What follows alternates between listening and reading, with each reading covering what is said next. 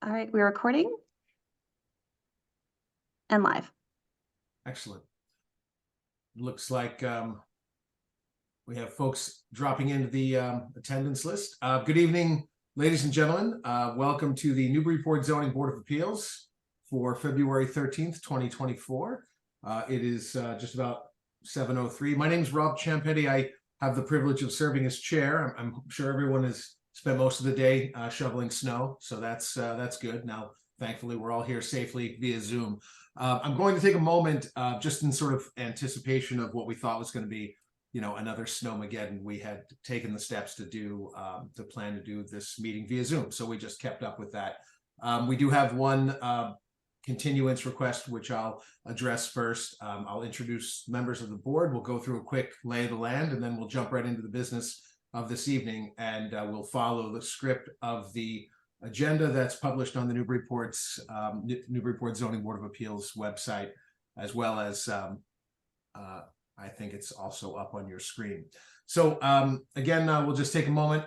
I'll introduce the board. We'll take roll call and we'll establish a quorum. Once we've done that, I'll indicate for the record, the legal record, who the 5 voting members are, which will be fairly intuitive if you're watching, that we have only 5 voting members logged on, so it'll be a pretty easy guess as to which ones will be our 5 voting legal members this evening.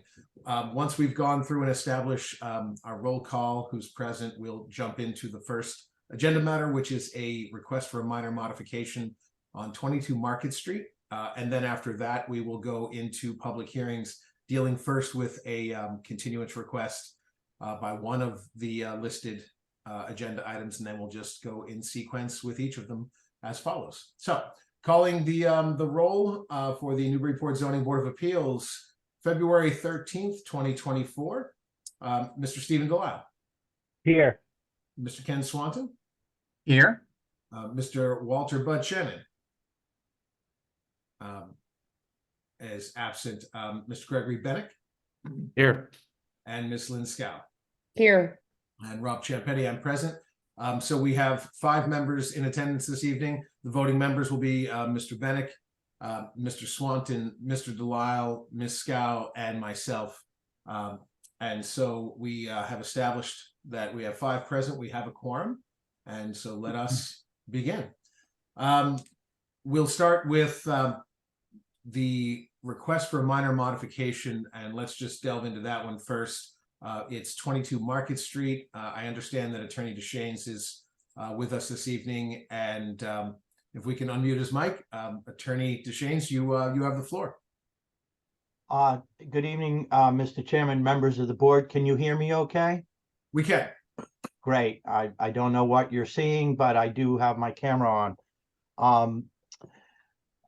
Again, good evening, Douglas DeShane from Finneran and Nicholson, representing Down East Residential, Ben Legary and Damon Amato, the members of that LLC, and they are here with us this evening on the call. I had provided a very short presentation, and I would ask if that could please be shared. I will follow that agenda. All right, as I said, we are here for 2224 Market Street. If we go to the next slide, please. Again, I'm Douglas DeShane, and Mr. Legary and Mr. Amato are here from Down East Residential. They are the owners and developers of the property. As a quick outline, we're here this evening seeking approval of a minor modification to allow for the removal of exterior sheathing. And sheathing is in fact the material that's found under the siding. So we're talking about removing exterior sheeting to allow for the installation of a fire-rated sheathing prior to replacing the siding. Please note that the repair and the replacement of the siding it is in fact allowed under our existing permits. This modification deals only with permission to remove some of the exterior sheathing that we've encountered. Next slide, please. Just to give you a quick view of the building as it appeared prior to the renovations. And what I'd like to point out is the door surround, the front door, that white trim and surround material that is part of that entranceway. That is a component of the property that we are required to preserve and restore as part of the work. And also some of the trim that you can see just under the edge of the roof is also original materials trim work that we are required to preserve and restore. So that'll make sense in just a minute. Next picture, please, is just a side view. And again, please take note of the door surrounds and the trim around the roofs, as that is all trim and surround that we are required to keep in place, restore as part of the project. Next slide, please. So the basis for the minor modification, quite frankly, I have a very short story to tell. In renovating and restoring the structures, my clients have encountered numerous problems with regard to rotted siding, sheathing, framing, and even some foundation issues that they've had to address along the way. In addressing such issues, they have continually worked with the building inspector to ensure adherence to both their permits, but also the building code and their building application. The building inspector has been very helpful in working through some of these issues with us. My clients were recently informed by the building inspector that he was requiring, or applicable code required, that the exterior walls of the structure be fire rated, which would require the addition of fire rated sheathing under what will be new siding.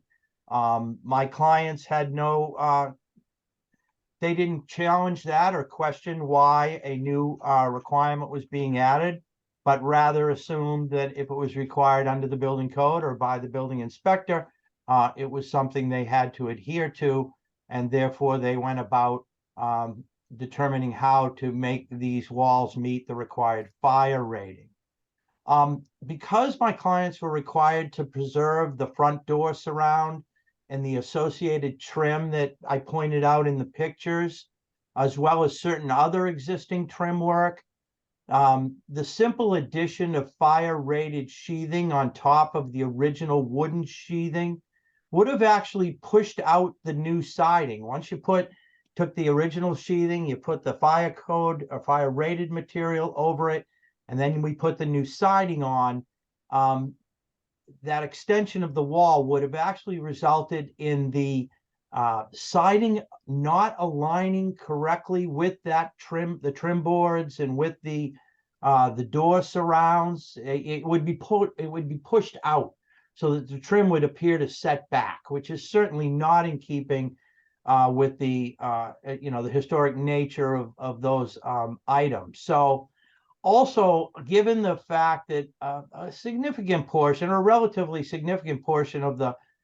the existing sheathing was in pretty rough shape and would need to be replaced in any event before adding fire rated sheathing, my clients looked into the possibility then of removing the old sheathing, putting new fire rated sheathing that would meet the correct thickness, and therefore the new siding would align and the building would be completed as required. However, before doing that, my clients did review their permits and made note that there was nothing in those with respect to sheathing preservation.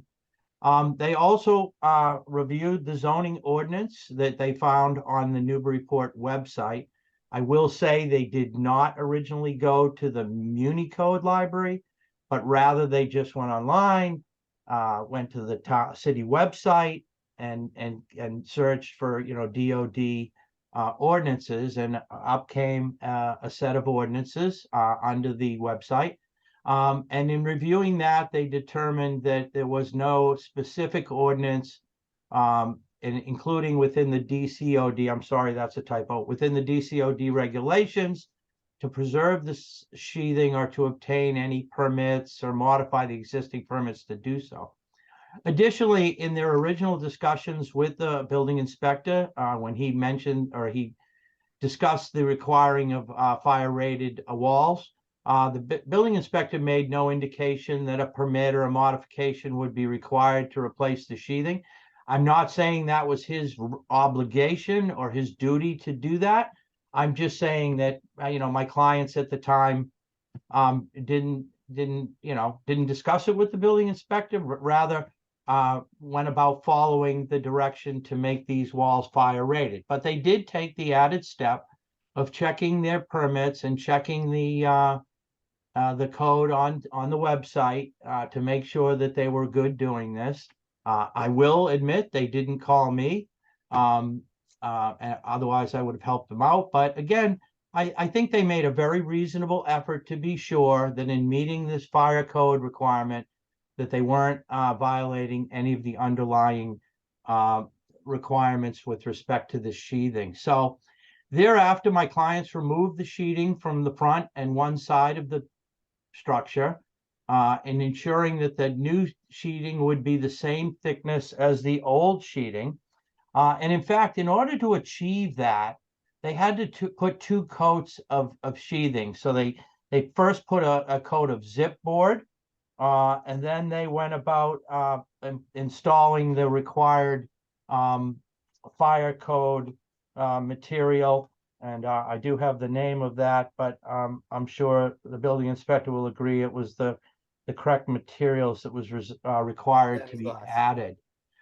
Subsequently, my clients were informed that the removal of the original sheathing, with the exception of any completely rotted pieces, did in fact require a permit or a modification of their existing permit as per the current city ordinances. Now, those ordinances, as we found out later, are in fact within the city's Muni Code library. And if my client had searched the Muni Code library as opposed to going through the city's website, he would have likely found the updated version of the code.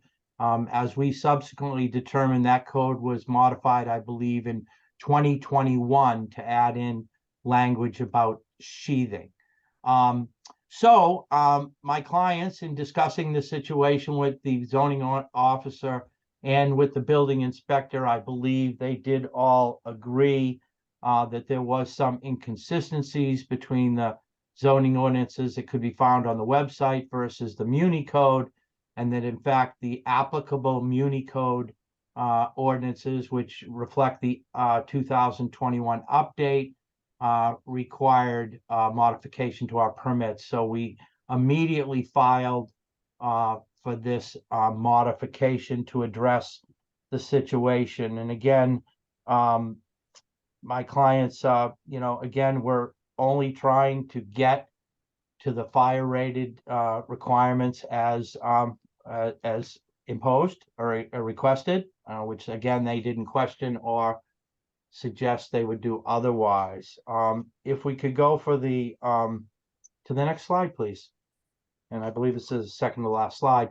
So with respect to the required modification, what we're seeking is an allowance for a replacement of this original sheathing to the extent necessary to replace the siding in a manner that will not only make the walls, fire rated as required, but also allow us to put the siding on in a manner that will preserve the trim work that was required under the permit, including the doors, but it'll allow that trim to sit, where it's supposed to in meeting these preserved trim boards. So it's really just the modification will allow us to do this correctly and allow the resulting product to be what it was that the Historic Commission and this board wanted out of this project. So with respect to justification, Mr. Chairman, members of the board, the final completed project, if we're allowed to, if we're granted this minor modification, will certainly obtain the goal and requirement to preserve the external facade of the building while restoring it to its original appearance. The alignment of the siding on that preserved trim will be exactly the same as the original building. And at the same time, it will allow us to meet fire code. When this project is completed, when the new siding is put on, there will be nothing visible to the public or the outside world looking in that will indicate that this sheathing is or is not the original sheathing.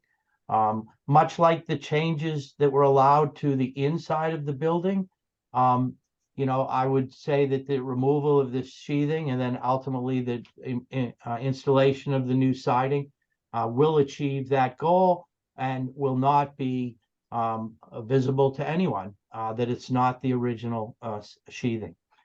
My clients were only following the direction of the building inspector with regard to fire rated walls and did so with a reasonable understanding that in order to meet the fire rating, they could replace the original and somewhat rotted sheathing so as to ensure the preservation of the original alignment of the siding with the original trim as they were required to do. So there was certainly no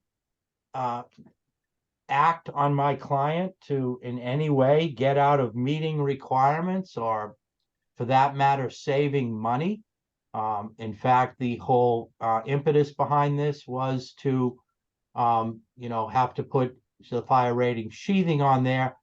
Their original intent was to strip the old siding, probably put some kind of tie-back or other insulating material that would then allow them to re-side it and everything would align correctly. But again, once it was indicated that they, needed to make these walls fire rating, they went about doing it in the manner that they thought was reasonable and the right thing to do. And certainly it wasn't done in an effort to save costs because, as I explained previously, in order to make sure that the new sheathing matched the thickness of the original boards, they actually ended up having to do 2 layers, like one a zip board and then the other being the fire rated sheathing. So there was no intent or to try and avoid the requirements. In fact, they were trying to meet them. There was no attempt to try and save money by cutting corners. In fact, this has turned out to be a very costly action for them in meeting the fire code. So we would hope the board would consider granting this modification. It will allow my clients to get back to work and get the new siding on this building and get it finished as soon as possible. So the last picture I have to show you is, if we could move to the last slide, please. The last picture I have to show you is just we took the exterior elevations and I had our engineers identify the square footage of the sheathing on each side of the building that either has been removed or will likely need to be removed. To the extent we don't have to remove any of this, we won't. But I guess, again, not knowing what we're going to encounter when we take off the rest of the siding on the other side of the building in the rear, I wanted to be more inclusive rather than less. I do apologize for the size of the writing on this, but what I would like to point out to you is that in the front elevation to the upper left, that represents 492 square feet of sheathing that has been replaced with the double layers. The picture on the bottom left, which is the rear west elevation. I'm sorry. I need to go to the upper right picture, which is the side north elevation. That represents 628 feet of sheathing that may need to be replaced. Then when we go down to the other side, the picture on the bottom right, that represents a total of 660 possible square feet of sheathing. And then in the back, There's much smaller area. It's just over 300 square feet because most of what you're seeing in that rear elevation on the bottom left is the new addition. The entire right side of that elevation is a new addition, so there's no old sheathing there to remove. Rather, it's just the sheathing to the right of the stairs and around those two windows that may have to be replaced. But again, to the extent, That's a new part. So most of the back is all new addition. okay, Yeah. It's mainly the main front house and the right side, like half of the right side little addition thing. okay, I apologize for that. Thank you for clarifying. So that with that, Mr. Chairman, I'm certainly happy to answer any questions the board or public may have, and we do hope you will consider granting this so that we can finish what we hope to be an amazing project. Okay, thank you, Attorney DeShanes, for the presentation and the detail. I'm going to we'll just go through the rounds and see questions and comments and figure out where we land. I'm sure there's going to be some questions. This matter is we've now heard the presentation, members of the ZBA, on the applicant's request for a minor modification and the reasons and rationale behind it. Why don't we open up before we go into questions from the board and deliberations on minor versus major and other such material. Let's open it up to public comment, just in the spirit of inclusivity. We ask any members of the public, if you're not familiar with the process of a Zoom version of ZBA, if you've put it in the long view, rear view mirror post-COVID, I commend you. But what we do is I'll just ask you to raise your hand virtually. We will recognize you by name. I'll recognize you by name or telephone number if you've called in. And then we'll ask you to kindly unmute your mic, and you'll have the floor. And we do ask that everyone who wishes to speak to kindly try to govern your remarks to within 2 minutes or so. I have great discretion with that and often will grant it. But when we have long meetings like this evening, we want to make sure everyone has an opportunity to speak. So I'll give you the high sign and warning if it's running long, just so that you have the courtesy to wrap things up and bring comments to a conclusion. So with that, I see the and we'll ask you to also kindly give your name and address for the record so that we can keep the minutes. So I see one hand up. That is Stephanie Nikitich. Stephanie, if you can hear us, you have the floor. Hey, thank you, Chairman Chiampiti. I have a question. I think I'm glad that the board will consider whether or not this is major or minor, given the history of this project. Mr. DeShanes talks about finishing the project quickly. And from my recollection, that building has basically been left open to the elements for nearly a year and a half. If the whole thing hasn't rotted by now, it would be surprising. And that is under the DCOD, that's prohibited. So I think it's very serious business that the project be completed. And I wonder if you might ask the applicant what that plan is. Very good. Yeah, Thank you. Stephanie, I can do that. Well, rather than have it embedded in questions from the board, why don't we just address it head on? And Attorney DeShanes, Ms. Nikitich's comment with respect to inadvertent or willful maybe neglect of the openness of the property and the timeline. If you want to address any of those things, we would appreciate it. jump in Mr. this one, Chairman, Doug? I get the feeling that Hold on, my guys, just client one at a- would like to one at a answer time. that question, sir. If Okay. What's you- that? Yeah, so I can answer that one. So yeah, I mean, obviously, if you could, I'm sorry. If you could give sorry, your this is Ben name and Legary. address.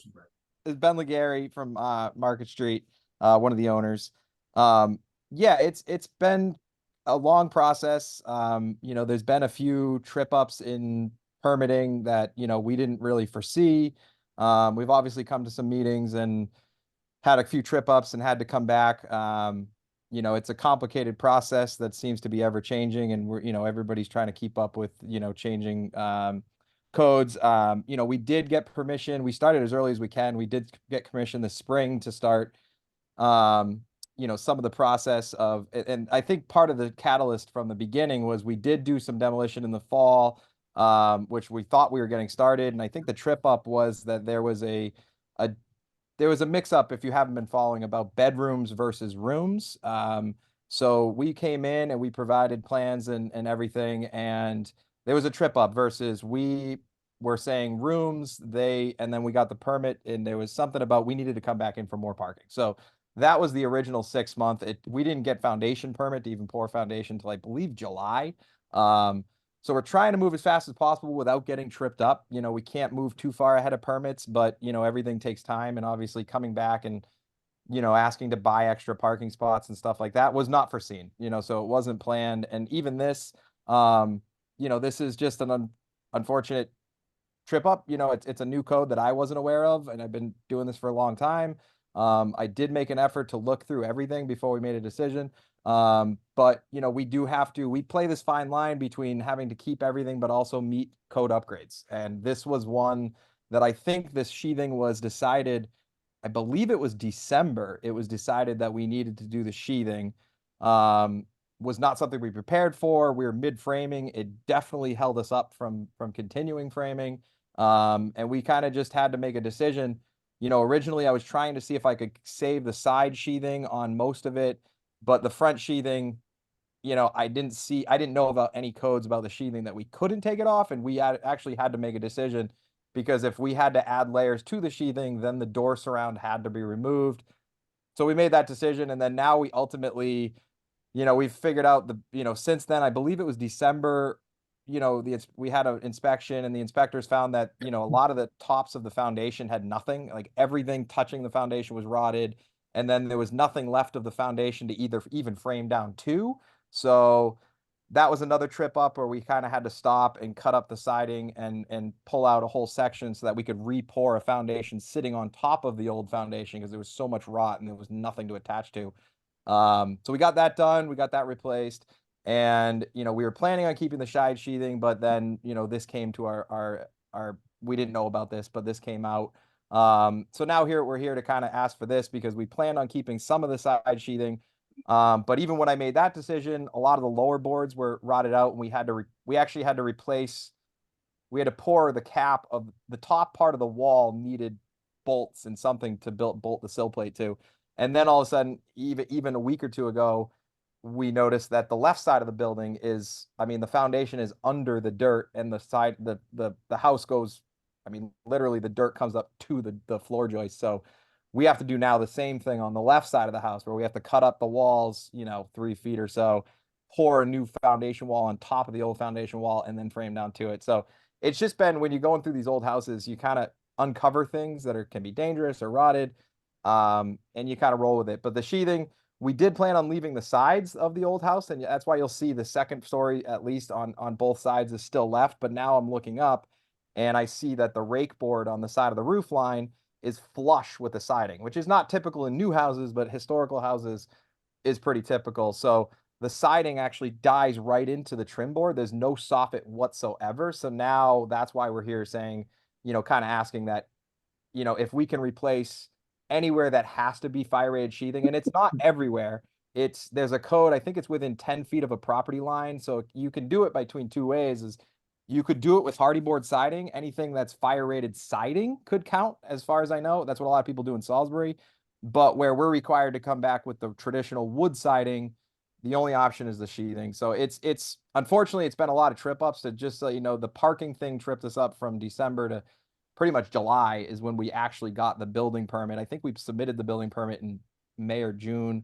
And then we've just kind of had a couple trip ups. But once framing's done, framing's really, you know, foundation and framing is really the most difficult part. And then after that, it should be cruising. So I'm hoping after we get this rid of the, you know, through this hurdle with the sheathing, we're going to kind of get that settled, and we can kind of go right on to, at that point, it's almost normal construction. So I don't know if that helps, but you know, Okay.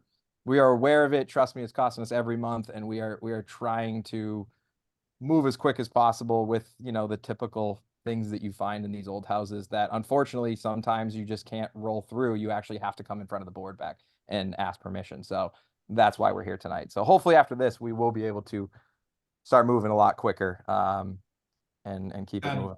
Mr. Legary, just a quick question, to Yep. try to put a point on it, if you're able. What Yep. do you anticipate, assuming there are no other, as you know, described? I mean, well, no. hold on, let me just finish the question. Sure. When do you there's two parts. When do you anticipate having the property tight to the weather, and then when do you anticipate finishing?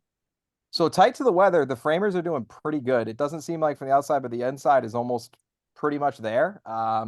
A week, We a just month, found out 2 about, weeks? But I yeah, need probably to put a timeline on it. I want to understand this. I think 30 members days. of the board may have this question. I know. Yeah, it members of the depending on if audience. I can get this siding, I would say within, I mean, the framers should be done. I mean, they plan to be done in December, but we actually had another trip up in early December, which we didn't even get, we had to stop framing early December, and then we didn't even get released till I think after Christmas. So, I mean, it's not all us. We've had a lot of stops and goes and trip ups and board meetings coming back. But right now, if we have the permission to replace for the fire rated sheathing, my framer is saying that the dormers are next, and I think we should be done with framing within the next 2 to 3 weeks. And then, obviously, if we were doing a shingle roof, that would be 1 day. I mean, I'd have it done the same day. The framing, So tight to weather, 3 weeks. probably, yeah. I just right now we're just qualifying the cedar Okay. shake roof people, And- because obviously I've done a million other roofs, but And then the second part of my question is, generally speaking, what do you anticipate, assuming you can be tight to the weather in 3 weeks to 4 weeks? What do you anticipate completion? Delivery end of summer.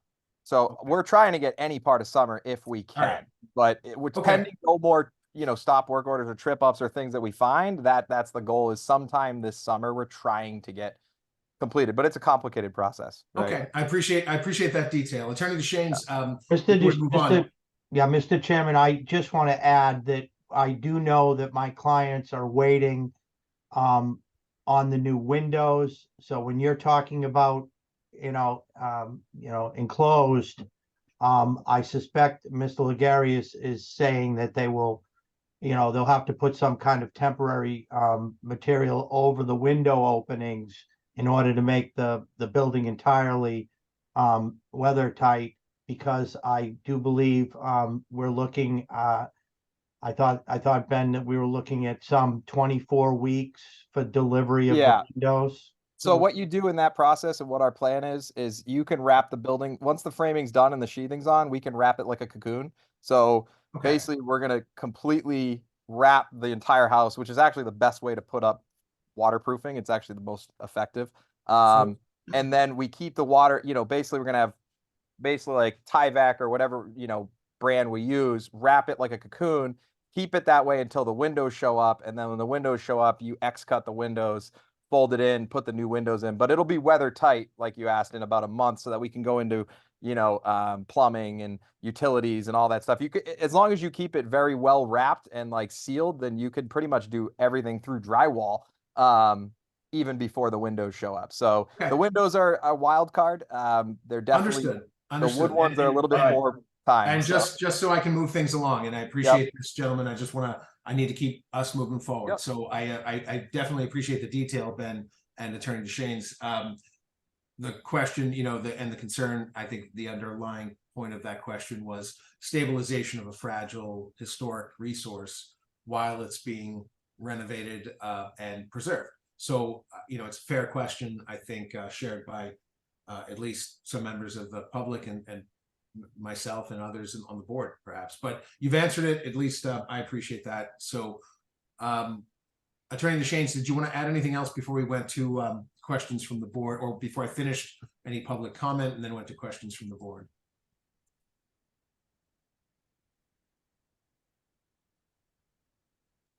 Doug, can you hear us? Yes, sir. Oh, was there anything you wanted to add before I continued on? No, sir. Very good, thank you. So any other members of the public attending via Zoom who wish to speak or be heard, just raise your hand. We'll recognize you. And seeing no further hands, I will go ahead and close the public comment portion of the public hearing. We'll go to questions from the board. And why don't we begin with Mr. Swanton? We'll start with you. And actually, did we lose did we lose Mr. Bennett? I don't see him on here any longer. I'm He's there. here. Oh, okay. Sorry about that. All right, Mr. Swanton, Yes, can you hear me? we can. All right, I just have two questions. One for the applicant, which is, I went by there today and the front of the building and some of the side of the building was all covered with green material. It looked like Zip Systems 7/16 inch board with tape. And I just want to make sure I understand. You're here to ask for permission to allowance to replace the original sheathing. I just want to be very clear. You've already replaced the original sheathing, is that correct? Just a simple yes or no question. Yes, yes, sir. On the front of the building and on one portion of one side. Yes, we did. Okay, and you mentioned you're gonna have two layers. When I looked at it today, was that the top layer? Is there something else you put underneath, or are you gonna put something else on top of it? It's going to be Den's glass. So it's the sheathing that we're using is more of a commercial sheathing, but it's used in fire rating. So it's going to be Zip System, and then it's a Den's glass, which is a fire rated sheathing material on top of that. And that should it's give us like the exact same thickness of the old sheathing. It's like a plywood or USB or something, or is it? No, it's like a concrete type, I believe. It's like Okay, I got it's- it. I got yeah, it. All right. So yep. so we've seen the first layer go up and not the second. All right. Yeah. So you're not looking for allowance to replace. You've already done it, basically. I just want to establish that. Yes, sir. Partially, yes. All right, thank you. The other question I really have is not for you, it's for the planning department. What I don't understand is how did they go to the website of the town of the city of Newburyport and look up the ordinance for what they had to do and found an old ordinance that did not include the 2021 updates that said they couldn't do this. I don't know if Andy Porter, if you're there, or I don't know if you can shed some light on this. I'm just confused. I can't speak to that directly. What I can tell you is that we do have Municode is the city code that is administered through the clerk's office, maintained on a regular basis. There are sometimes delays of a couple of months before things get up there, to my understanding, about a quarterly basis. Obviously, I've been touching base with them about the idea of having that done essentially as soon as the council's made amendments, but I don't know what's being referred to here about old information or different information, whether that's the case here. I'd have to take a look at that, but yeah, it's we do generally point only to the Municode page, so we don't have duplications. And as far as errors, we would look into that if we saw some sort of issue. I don't know whether Caitlin and Jennifer had any discussion about something that might have been off here on Municode versus something that the applicant may be referring to otherwise. But Okay, so when I go to the website, date. so when I go to the website, I go to the planning department page or the zoning board page or the planning department page, and I click on zoning ordinance, I will come to the current Municode thing, right? You're coming to Municode. The one thing I would note, and unless there's some sort of discrepancy, which, with every technological feature or document, there's always going to be some kind of scrivener's error that may happen. So if there's something we see, we don't want to identify that. But the one thing I would note about Municode, as again, it's not administered by a department, is just that there's sometimes at least a few months delay on some of those amendments, which is one reason we gave to the ZBA the short-term rent unit ordinance as a PDF and hard copy, because we knew it would be delayed before the Municode folks were engaged by the clerk's office through the contract to update the ordinance there. So we just wanted to note that as being a discrepancy, so to speak, between something that's actually on the books today and there. But if there's some sort of other error, we found maybe one in the time that I've been here, I can recall specifically that we just identified and made sure it was corrected. And I think it was a minor scrivener's error. But as to any discrepancy here, I'd have to take a look at that. I don't recall that coming up. Okay, thank you, Andy. I really don't have any questions. Any other questions? Thank you.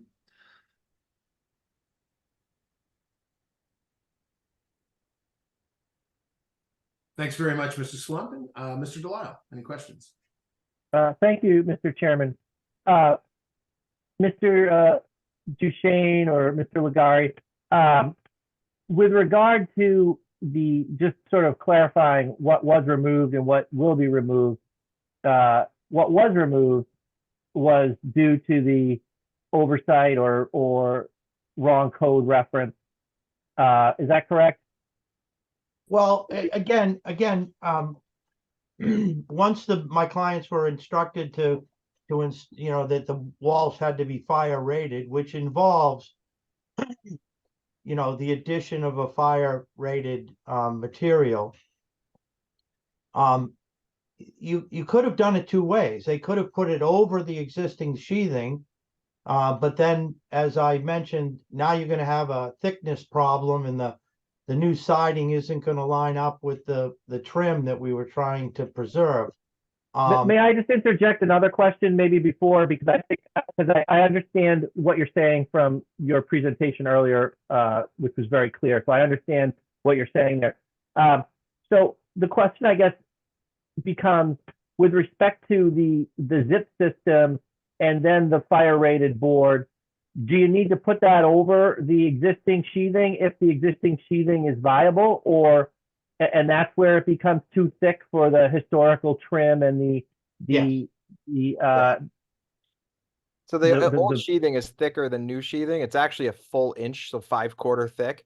Yep. So basically, if I applied the sheathing on top of that, you're like a inch and a half to an inch and 3/4 thick, which now if I put the siding in, you'd see the side of the siding. So the only way to achieve that historical 1 inch, true 1 inch thick, it's not 3/4, it's 1 inch, is to get that 2 layers. So you have the 1/2 inch, of the zip, and then the if you add the fire rating on top, it gets you that very same exact thickness. And that's why the front of the building, there was no way to preserve the front door surround, as well as also achieving the fire rating code for the sheathing.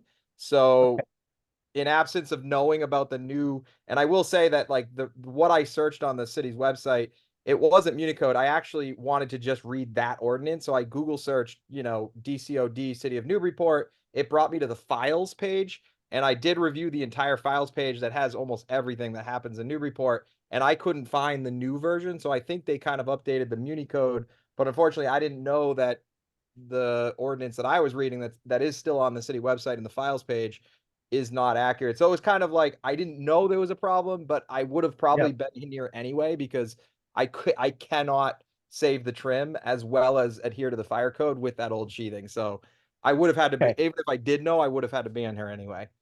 Okay, so then, yeah, so that gets me to the second part of my question, which is, or I guess it's now the third part, but with respect to what remains and on a going forward basis, the old sheathing is coming off to be replaced by zip board and the fire rated sheathing, correct? That's what you're asking for here. Yes, the only thing I could do on the side, if you guys want it, so I was mainly focused on the front door because I knew if I took that down, I'd be crucified. It would be a big deal. So, but I did go back and look, and originally I told my siders to keep the siding wherever you can on the sides of the old building.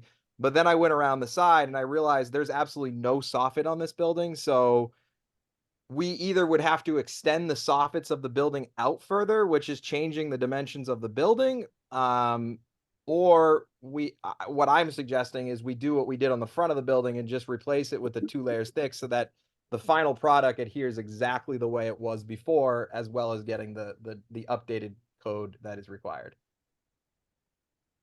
Okay. All right. Thank you. I don't have any other questions. Okay, thank you, Mr. Delisle. We'll go to Ms. Scout. Yeah, so my question is, if the replacement of the sheathing had been part of the original application, would there be anything that would have materially changed, I guess, the opinion of the Historic Commission or of the zoning board in granting the application? I guess in terms of, was there any discussion of the sheathing, or is anything changing? From what I've heard, it sounds like this is to keep the existing dimensions and the door and things of that nature. Is there anything changing that would potentially cause any concern with respect to the representations in the prior applications? I'd like to answer that, please, Attorney DeShane. When we first came in to discuss this project with the Historic Commission for their opinion, we discussed the fact of their most important, some of their most important requirements were maintaining of these door surrounds and this trim. We did tell them that we would likely have to change out the siding, which was acceptable, as long as we replace it with, like kind wood siding. And so it was never our intention, nor did we discuss with the Historic Commission removing the siding. The sheathing, because it was never our intention to do so. Rather, we were going to insulate, with a very thin insulation material over the existing sheathing. And then the siding would have gone back in perfectly with all the trim. It wasn't until we were recently directed that this building had to meet fire rating on its walls, that the idea of having now to add a new layer or replace the existing with the 2 layers to keep the right thickness, none of that was considered or expected to be done during the original hearings and permits. It was, again, only when we were told, for whatever reason, and again, we didn't question it nor challenge it, that this building had to have fire rating in the exterior walls, that we encountered this problem. So we never discussed it at the original hearings. We never had an intention to remove the side, the sheathing. Although, in all honesty, irregardless of that, if we hadn't been required to add the fire code sheathing, we would have likely had to have replaced some of the original sheeting because it was quite rotted. So I hope I answered your question that no, we never discussed it because it was never intended to do this. It was only to meet the new fire requirement that this has occurred.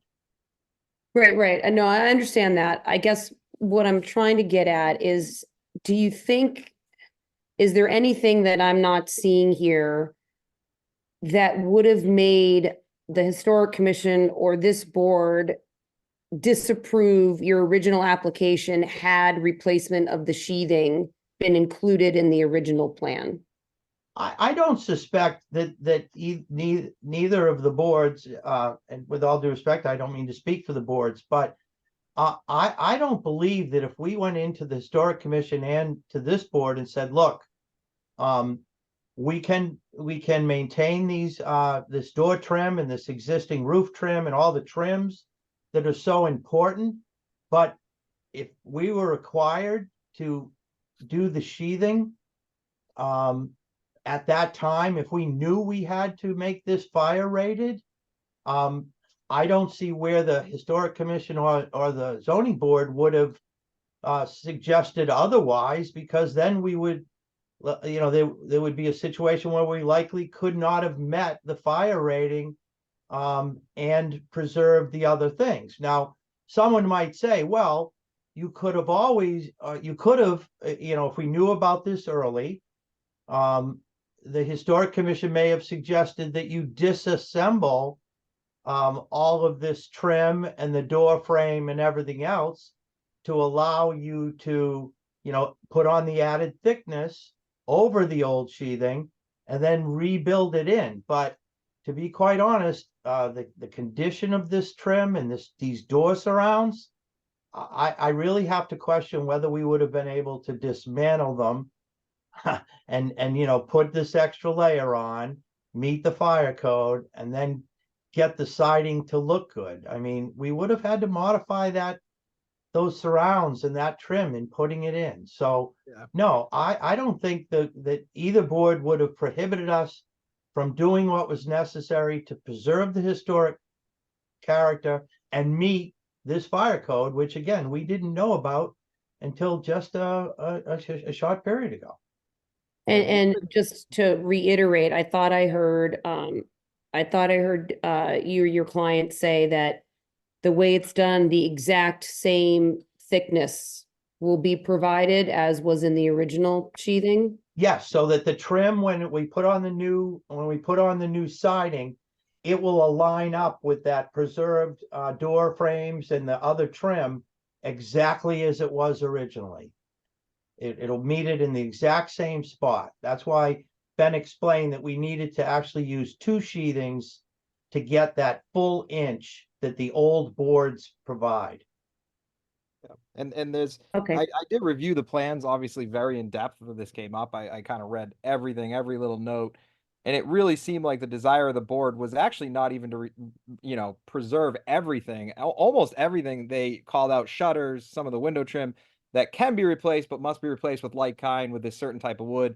The one they were most focused on, it seemed like in the decision, was the front door surround. So that's the one that I paid focus to and said, all right, well, there's no way that I can add layers and keep the same reveals on this front door surround.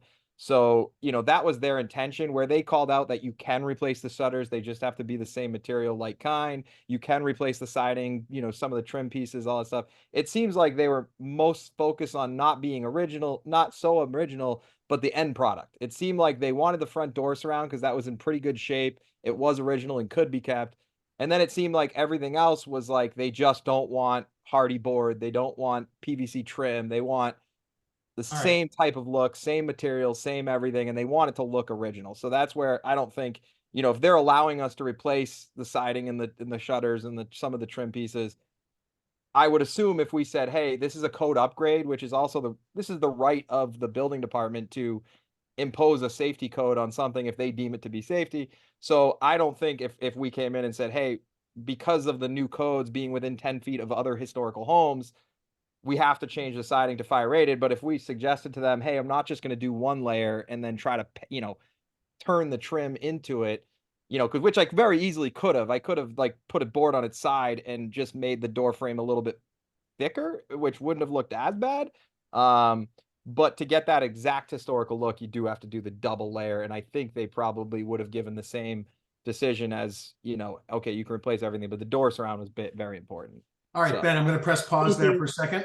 Yep. I'll ask you to just stand down for a moment while I finish up the questions from the board, and we're going to go to, and thank you for the detail for sure. Yep. If we can go to Mr. Bennett. Greg, can you hear us?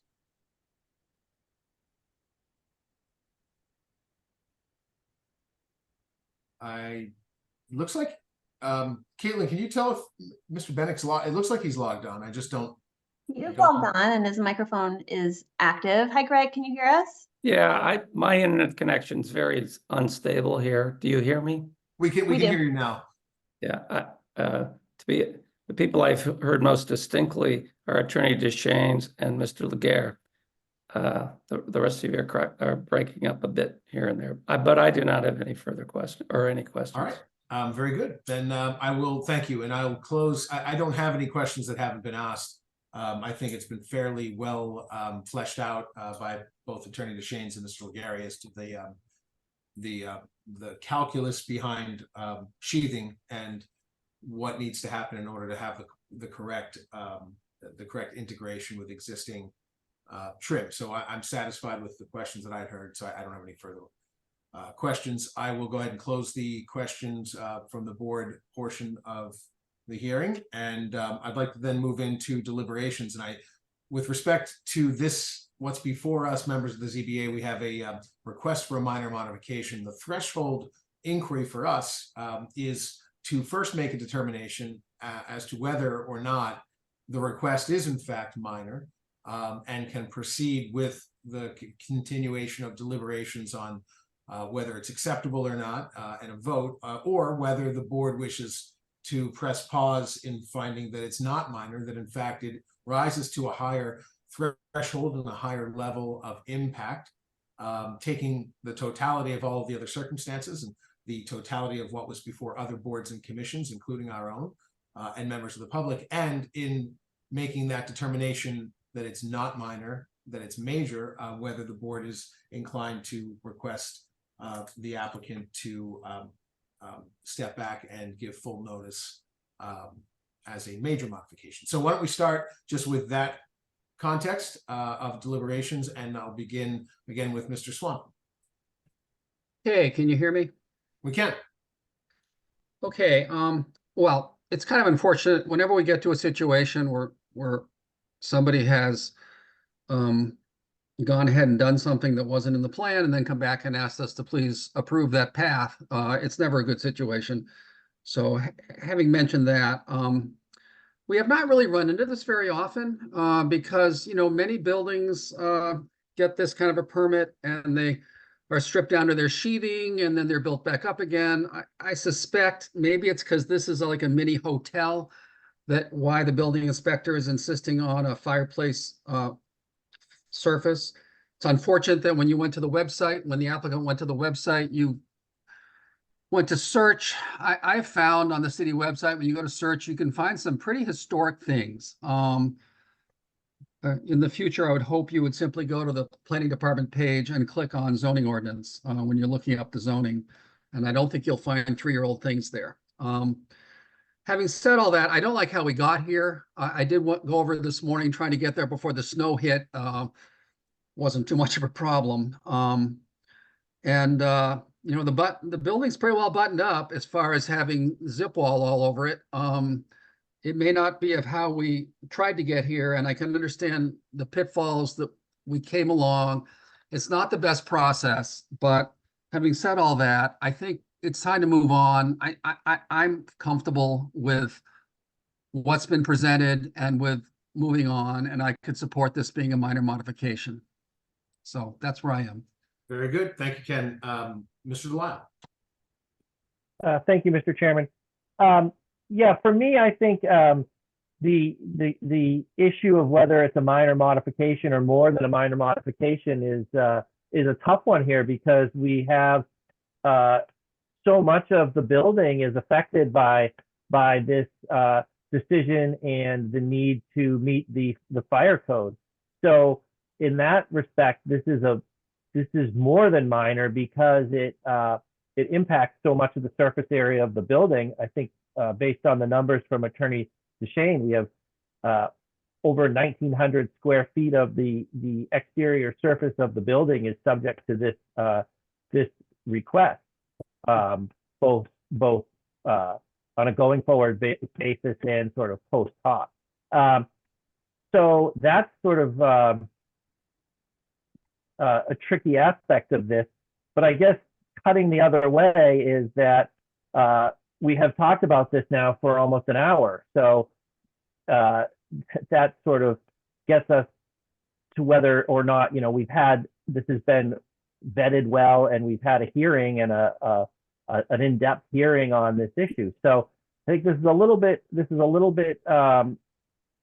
close call for me, but I think that given the amount of effort that's been put into this tonight, and that the place or the structure is fairly well buttoned up and going to be buttoned up within the next 4 weeks in the manner described by the applicant, I think that for me, I can move forward on this and acknowledge that this is in fact a minor modification. All right. Thank you, Mr. Delisle. Mr. Bennett. If you were asking me, Mr. Chairman, I agree with my colleagues. I believe this is, given the facts and circumstances, how this situation arose, how we are here today after a lengthy hearing approving the initial request, and now here, I'm prepared to treat this as a minor modification. Very good. Thank you, Mr. Bennett and Ms. Scow. I would agree with my colleagues in all respects, and I would be prepared to treat this as a minor modification. And I will also add the point that I think it is significant that it ends up being that care was taken to make sure that it was the same thickness to preserve the historical features that were important to the Historic Commission here. Thank you, Ms. Scow. I have to say I agree. I think that, you know, if we were to reverse the hands of time and try to imagine what we would have done as just one board or members of the board, or maybe just myself, had we known what we know now, I think, as was argued by Attorney DeShanes and as was, I think, very passionately described by Mr. Legare and Attorney DeShanes, that if a choice had to be made in terms of historic preservation, run through the lens of the requirement of fire rating in sheathing, a tough choice has to be made. Do we preserve what's never to be seen ever again unless the building's disassembled in some future time? Or do we preserve the character and historic elements that are able to be appreciated into posterity, and the architectural elements include not just the materials, the assemblage of the materials, but also the integration of how siding and clapboarding and shakes integrate into the original trim pieces, you know, as were originally intended by the architects and the builders of their day. The app to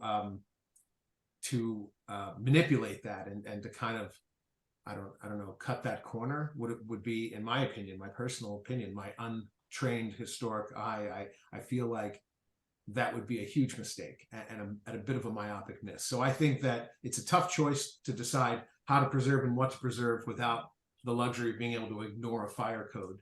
You had we would have been presented with the detail that we preserve the delicacy of the delicateness of the door surround and the trim, and just try to match the thickness, or do we preserve just knowing in our mind's eye that the sheathing was original underneath of everything that we'll never get to see? I think I would have treated it as a more important element to preserve the integration of the surround and the trim. So I think we would have ended up in the same result. It's unfortunate how we got here, but I too find it's minor.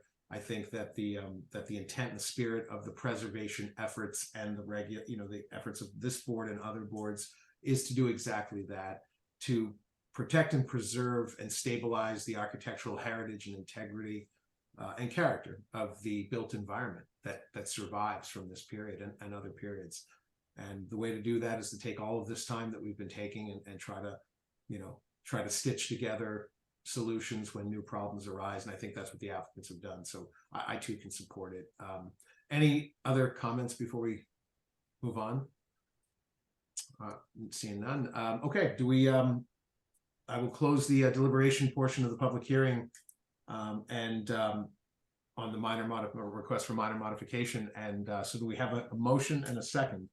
And again, this is going to be on the Yeah, I'd like to make, this is Ken Swanton. I'd like to make a motion to deem the request minor and approve the minor modification request for 22 Market Street. Very good. Motion's made by Mr. Swanton to deem it minor and approve the request. Do we have a second? I'll second that, Stephen Delisle. Thank you, Mr. Delisle. Motion's made by Mr. Swanton, seconded by Mr. Delisle. Calling the roll. Mr. Swanton. Yes. Mr. Delisle. Yes. Mr. Bennett. Yes. Ms. Scout. Yes. And Rob Champetti, I vote yes. That's 5 in the affirmative. The ayes have it. Motion carries. The minor modification is approved. Attorney DeShane. Thank you, Mr. Chairman, members of the board. We appreciate your time. Have a great evening. Thank you very much for the detail, gentlemen. Thank you. Thanks. All right. Now, and apologies and gratitude to everyone. I know that took an hour, but we're going to go into our public hearings. The first matter that is on our agenda it's the matter of John Padden and Julie Christie, care of Lisa Mead, Tellerman and Costa, 14 Payson Street.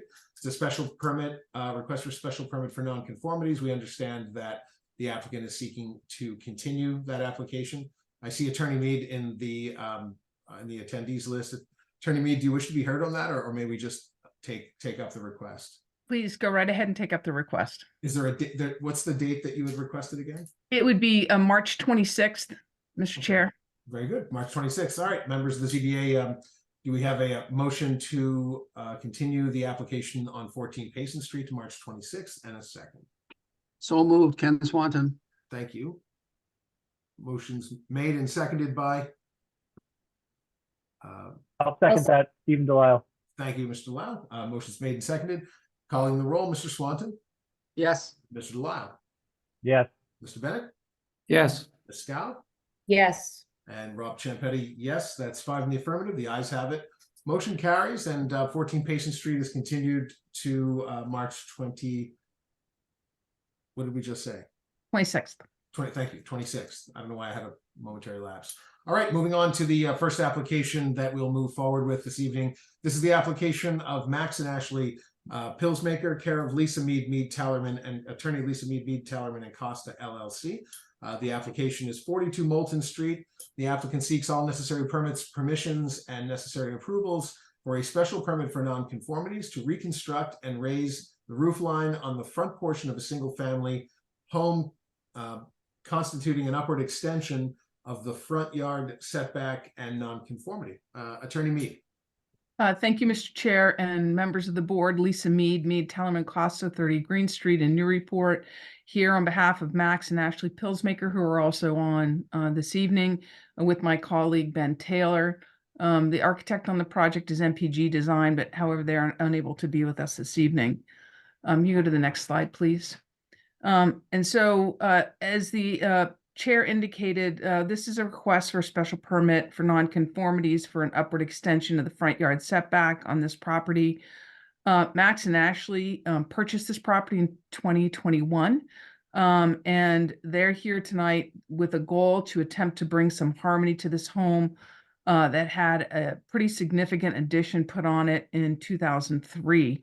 And their ability to do that involves necessarily essentially raising the roof line, which I'm going to review in a little bit with you, and putting on some dormers to bring a little bit of harmony to that rear addition and the original front home that was done in 2003.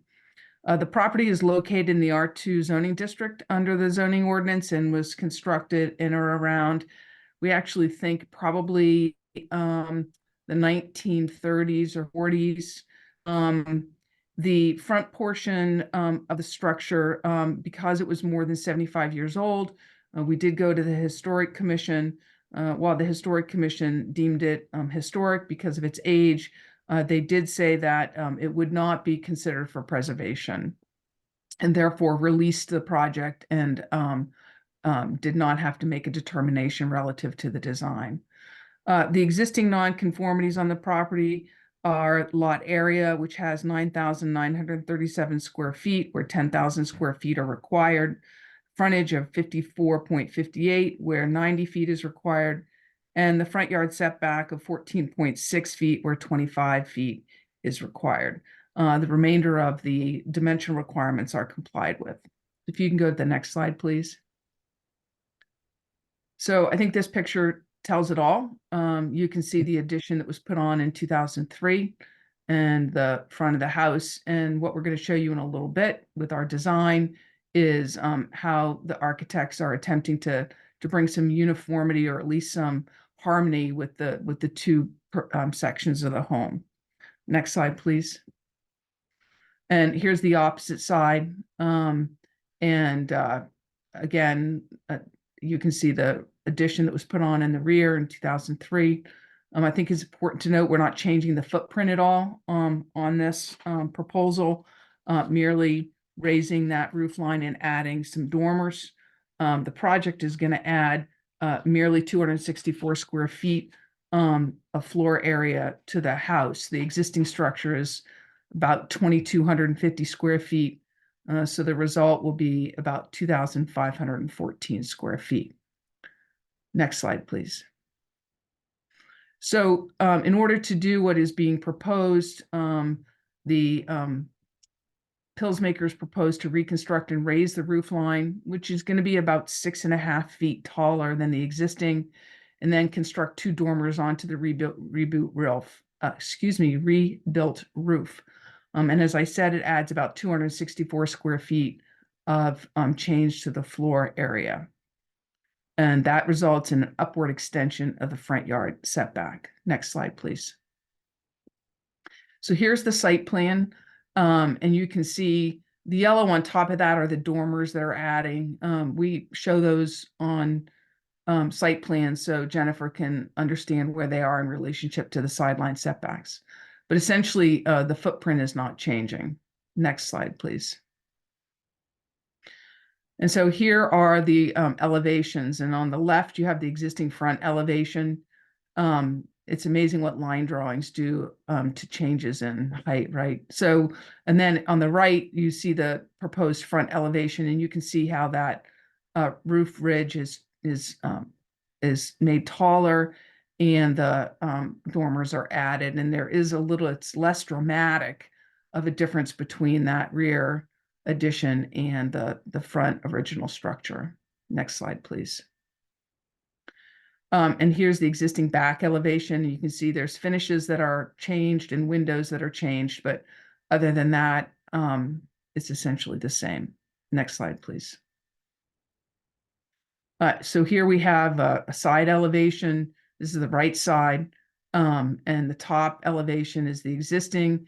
And again, you can see on the lower elevation is the proposed, and that ridge drops into that rear addition a little more gracefully, if you will, along with the proposed dormers. Next slide, please. Here's the opposite side.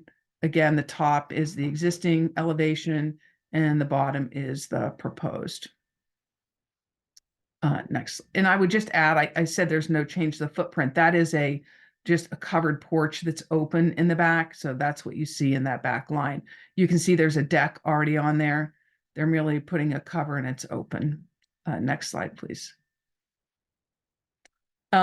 Here is the neighborhood on the My Maps. I just wanted to point out one thing here. This property runs from Moulton Street all the way back to Hardy. So it's one of few in the neighborhood that is that length. You'll see a couple doors down at 38. The same thing happens, but otherwise, most of the lots are much smaller in the neighborhood. Next slide, please. And here's this a sampling of the various homes. I'm going to talk to you a little bit about this when we go to the criteria 2 under section 9, the special permit for nonconformities, but I thought I would show you this before we go through the criteria. So here is our house in the middle there, 42, then you've got 44 in the foreground and 38 Moulton in the back. But you're going to see there's the neighborhood is a neighborhood of transition, but also multiple kinds of homes. Next slide, please. So here's the house at 40, which is right next door, and then 38, which is beyond that. Both of these are 2-story taller houses. Next slide, please. And that's the one that's right next door at 38, or excuse me, at 40. Next slide, please. And that's the 38 one. Next slide. And there's a front view of 38. Again, you know, much different architectural styles than the others. Next slide, please.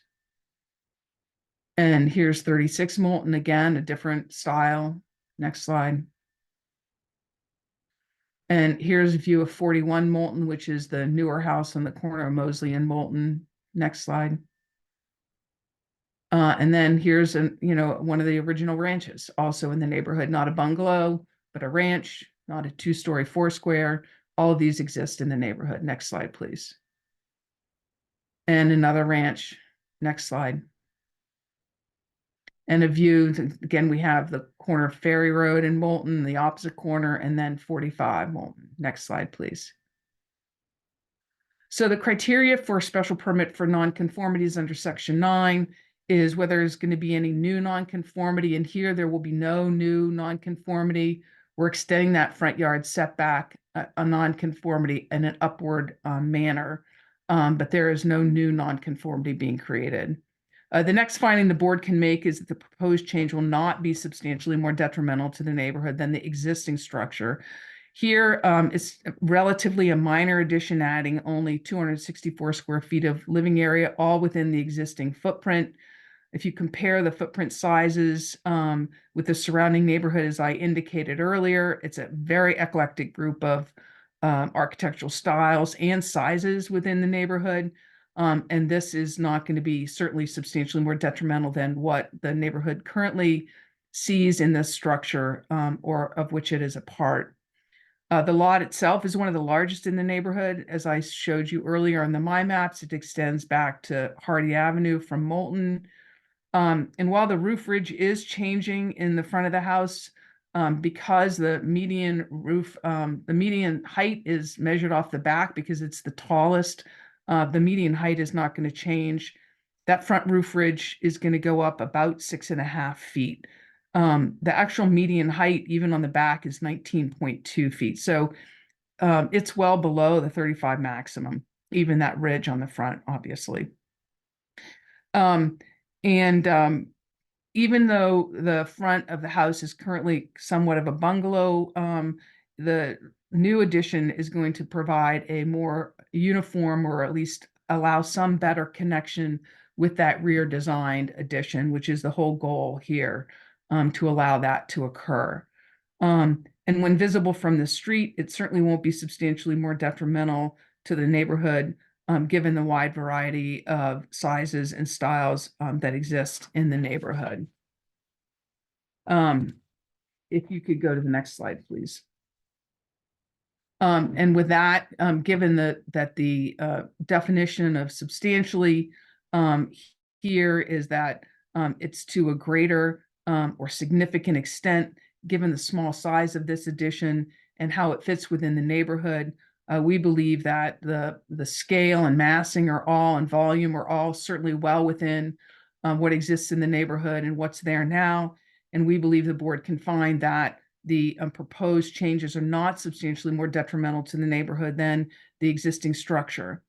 And then I would just add that we have two letters of non-opposition, one from 44 Moulton right next door, and one for 45 Moulton on the opposite corner. The other neighbor hasn't been available. So with that, Mr. Chair, I'm happy to take any questions. Okay, Attorney Mead, thank you for the presentation. I'll go ahead and close that portion of the public hearing. And Caitlin, if we could put up the public comment slide. And again, for those listening and logged in here on Zoom, just kindly raise your hand if you wish to be heard, and we'll recognize you, and we'll just ask you to please give your name and address. And if I see any hands from a call-in telephone number, I'll just identify the person by the number. Seeing no hands yet, going once, going twice. Okay, I'm going to go ahead and close public comment and go to questions from the board, beginning with Mr. Swanton. Thank you. I actually don't have any questions. Thank you. Very good. Mr. Delisle? Thank you, Mr. Chairman. I have no questions either. Very good. And Mr. Bennett? No questions. Thank you. Ms. Scow? I have one question. Your presentation noted that it's adding a net of 264 square feet. And I think we've been told that it adds greater than 500 square feet. Is that a netting issue? Is something else being removed for square footage to get to that net amount? No, so it's 264. The reason we're here for the special permit for nonconformities is that where you intensify or extend or exacerbate an existing nonconformity, in addition to having insufficient area or insufficient lot frontage, we have to come for a special permit. Okay, thank you. That's helpful. Very good. I have no questions either. And unless there's anything further from board members on questions, seeing no hands, I'll close that portion of the public hearing and we'll go into deliberations. And again, we're deliberating the criteria for special permit for nonconformities. I'm sorry, yes, special permit for nonconformities. So we'll begin with Mr. Swanton. Okay, well, there's a two-pronged test here. The first prong is, are there any new nonconformities created? And there are not. So that gets us to the second prong. Is it more detrimental than what's there? I see this as a small addition, 264 square feet. It's only upstairs. I happen to think it creates a more uniform house, as has been said. It's actually an improvement, but we're not really here to comment on design. So I would just say, from a massing point of view, it is a mixed neighborhood. There are some smaller houses, there are some bigger houses. I don't think it stands out as being, a McMansionizing exercise for this neighborhood. So having said all that, I can support this application. All right. Thank you, Mr. Delisle. Thank you, Mr. Chairman. Yeah, I would agree with Mr. Swanton. And I don't have any further deliberations to share. So I would agree with Mr. Swanton. Thank you. Mr. Bennett.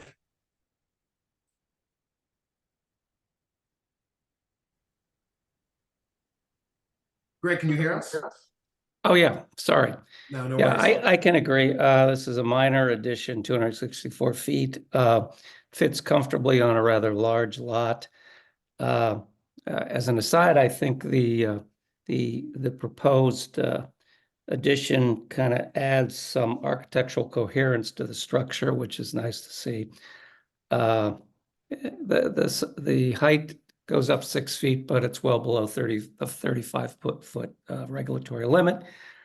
And as Attorney Mead indicated, the neighborhood is kind of in somewhat of a transition, and it certainly seems to fit, and it's not substantially incompatible with the neighborhood in terms of size or massing or scale. And I do note the 2 non-objection letters. So for all of those reasons, I can approve this request for special permit for Thank you, Mr. non-conformity. Bennett. Oh, sorry. Thank you, Mr. Bennett. Ms. Scout. I would just echo the comments of my colleagues, and I'd be inclined to support the application. Thank you, Ms. Scout. I'm inclined to agree. I don't need to add anything further. I think it's already been said, and so I can support it as well. If there are no further deliberations, I'll close that portion of the public hearing and entertain a motion to approve and a second. I'll make a motion to approve the special permit for nonconformities for 42 Moulton Street. That's Ken Swanton. Thank you. Good. Second the motion. Thank you. Greg Mr. Bennick here.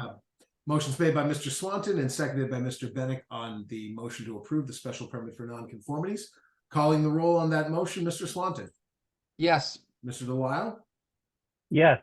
Mr. Bennick, Yes. Ms. Scow, Yes. and Rob Champetti. I vote yes as well. That's 5 in the affirmative. The ayes have it, and the motion carries. The special permit for nonconformities is approved. Thank you, Attorney Mead, for the presentation. Thank you very much. We'll move on to our next application. This is the application of Daniel and Audrey McCarthy. The application address is 13 Laurel Road. The applicant, it's a 2-part application, and the applicant seeks all necessary permits, permissions, and approvals for a 2-part application, a variance to convert a single family into a 2-family, resulting in a new nonconformity at the side yard and requiring a variance for frontage. And second, a special permit to allow for a 2-family use number 102. And I'm hearing I'm hearing feedback. If anyone isn't speaking, if I can ask you to just mute your mic and just unmute it when you're speaking, that'll prevent the sort of feedback of and delay. So with that, may we hear from the applicant? Yes, thank you for taking the time to hear this. My name's Dan McCarthy. I'm here with my wife, Audrey McCarthy. We're the owners and residents of 13 Laurel Road. I'm not an attorney, so I'm going to thank you in advance for your patience, and thank Jennifer and Caitlin for their patience in getting me this far. So as you can see by the first slide, as you stated, we're looking for a special permit to convert our single family into a 2-family, and the variance with the frontage and the setback on the side. Just a quick little history. This back in 2006, we had gone before the zoning board, added an addition to the 2nd floor. We were at that point a family of 6, and then 2 in-laws that moved into the house. And so we kept the existing ranch and basically put a 2nd floor over it, and then added a 2nd kitchen, living room, dining room. So there were technically 2 units that were permitted and approved and signed off by the building inspector that you can see in that slide. So we're not looking to change anything with the house. There'll be no change to the outside structure. The driveways are in. You can see the garage in the back. On the right-hand side is, to the left is where the addition was put in with a 2-car garage there. And the driveway is already in. The lot conforms to a 2-family. So it's basically the frontage, which is, if we can go, I know you're trying to keep up with me here, Caitlin, I appreciate that. So the frontage, we're asking for, it needs 120 feet, we have 100. And then as far as the setback, the 18.5 feet, that was already deemed a nonconformity back in 2006 by the ZBA. But the side setback, now that we're looking to make it a two-family, is 20 feet. And we have 14.5 feet.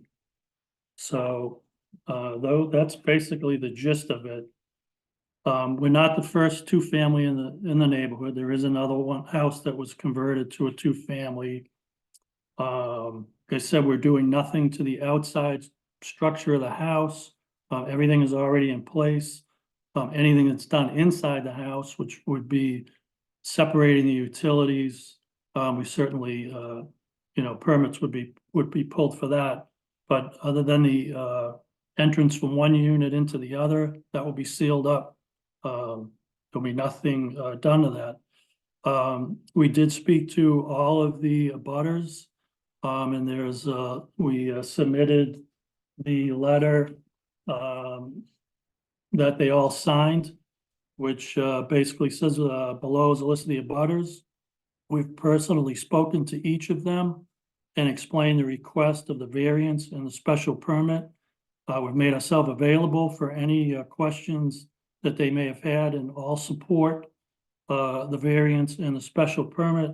And all of the neighbors, butters have signed off on that, and nobody has any concerns. So, we'd like to, now that we went from what was 4 kids and 2 in-laws, fortunately the kids have moved away. Unfortunately, the in-laws have passed away. And so now we have this second unit next door here, and we really don't want to get into an Airbnb situation. We'd rather have the house legally converted to a two-family and be able to rent it.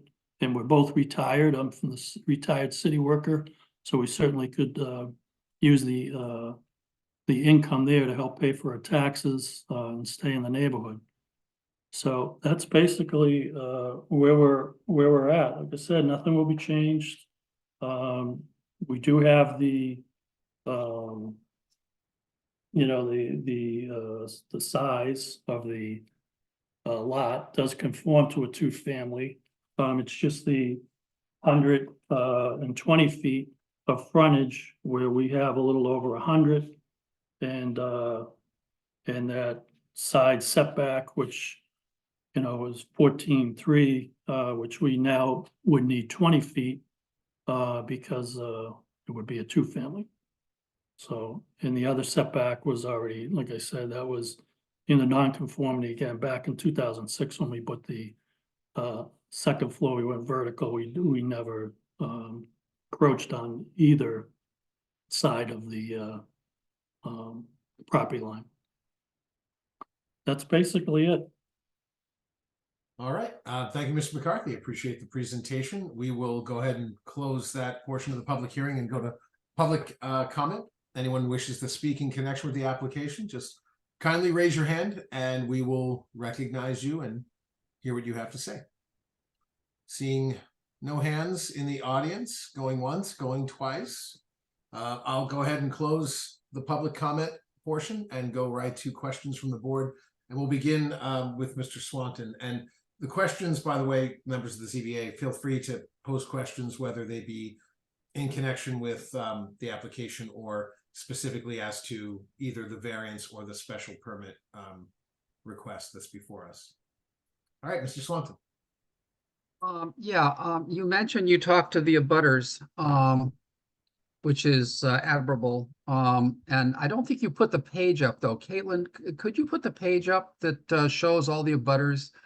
Well, I don't know if that's part of it's not part of the presentation as we just received it, but it is posted on the application page. Okay, yeah, I saw it. And there's people who have signed from 14 Laurel, 16 Laurel, 15 Laurel, 7 Brown, 9 Brown. Is that pretty much everybody that's next to you? Yes, yes, that, it's, the property's located in a cul-de-sac. So that's everybody, located in the cul-de-sac. And then that's also the two abutters, that you can see on the slide that's up on Brown Ave. There's Okay. nobody, well, behind us except for the development that went in on the other side of that road. Although there is some part of that development, that is behind my house, it's conservation, I think I'm not quite sure what it was, Yep. but you'd have to go on the other side of that road to go down into that development. So you pretty much have the neighborhood behind you. I do. You mentioned there was another two-family in the neighborhood. Approximately Yes. where is that? So at the top of Laurel Road, the corner of Laurel and Ferry, 101 Ferry. I think it's Okay, 101 Ferry. Okay. Hey, Caitlin, could you put up the zoning matrix? So could you blow up the center portion here? It's kind of small. Thank you. The way I understand this, the required dimensional controls on here, this is for a two-family. For a one-family, which is what you are now, you have plenty of frontage because you only need 90 feet. You got more than that. And you have plenty of side lot coverage. You only need 10 feet and you got more than that. So it's by going to the two-family, it's the reason you're here for a variance. Because if we were just trying to consider whether you should go to a two-family, that's a much easier decision. But when you create what we call a new nonconformity, where you no longer conform to setback or to frontage simply because you're a two-family, because you currently conform. It's just you're going to a two-family. And when you have a variance like this, it's kind of important to show a hardship. What is it that makes it so it's difficult for you to use your lot the way it is now? I think you got into that a little bit by saying you used to have 5 kids and the in-laws and they're not there anymore, or 4 kids. Right, and But could I'm sorry, so it's a large house. It's a 4,000 approximately square foot house. So that unit, that the in-laws, occupied, that was about 1,400 square feet. So on that side of the house, there's 2-bedroom, 2-bath, kitchen, living room, a half a finished basement. And then on the side that just not my wife and I live in, that's a 5-bedroom, 2.5-bath kitchen. So it's, we're faced both being retirees that, what do we do? I don't want to illegally rent it out. I don't want to really get into the Airbnb because, I think would create more of a hardship on the neighborhood. And so the only thing that makes sense to us is to, legally make it a two-family and be able to rent it out and have some stability next door, which the neighbors would certainly have all agreed on, that they would like to see. So really the hardship is, do 2 retirees now in the city of Newburyport, what do we, that, as the taxes on a piece of property this big, do we sell it and just move on, and which is certainly an option, and but we'd like to stay here and would like to be able to afford to stay here, and we have a neighborhood that agrees with us, and so that's really our hardship is, what do we do? I'm sure if we sold it, the next person that comes in and sees the layout is probably going to be before you as well. Like I said, we're not the first house in the neighborhood, that was in a similar situation and was deemed a two-family, went before the zoning board and everything and made it a two-family. So, okay. that's kind of Okay, the situation we're in. Okay, well, thanks very much. I don't have any other questions. All right. Thank you, Mr. Swanton. Mr. Delisle. Thank you, Mr. Chairman. I have a couple of questions. With regard to the addition in 2006, which side of the house was that? Was that the right-hand side or the left-hand side that was done? The right-hand side. So if you look at, yeah, the right-hand, Left. well, the addition was put on the left-hand side. I'm sorry. Yeah, the original house Okay, was so the original house was the right-hand side with the 14-foot setback. Is that right? right, correct. Yeah, Okay. that was the existing structure. That was it was a ranch. And that garage you see off to the right, that was there as well. Okay, I understand that. Okay. And then when you built the second the addition in 2006, there's a garage around the corner on that one too. Yeah, in 2006, if you look at the where that wreath is on the house there, that's actually a two-car garage. Oh yeah, I can see the light. Yeah, sure. Yeah. Okay. Okay. And so, yeah, so oh, go one ahead. unit is basically above that garage and back, and then over what was the existing property. And then the ranch basically stayed the same. Okay, wait, now, so the ranch, a moment ago, you said the ranch is the original property? Correct. Okay, so is the ranch, which one is the ranch? Just so I understand. The ranch is where the front door is. So if you look at that, that part of the property that has the four windows up top, that was added on top of the ranch. So Oh, the okay, I ranch, understand now. Okay, Yeah. at that same time in 2006? correct, yep. Okay. So it wasn't just one side existed and then the other side was built. Okay, I understand now. Yeah, yeah. Okay. I don't think I have any more questions at this moment. Thank you. Very good. Mr. Bennett, any questions?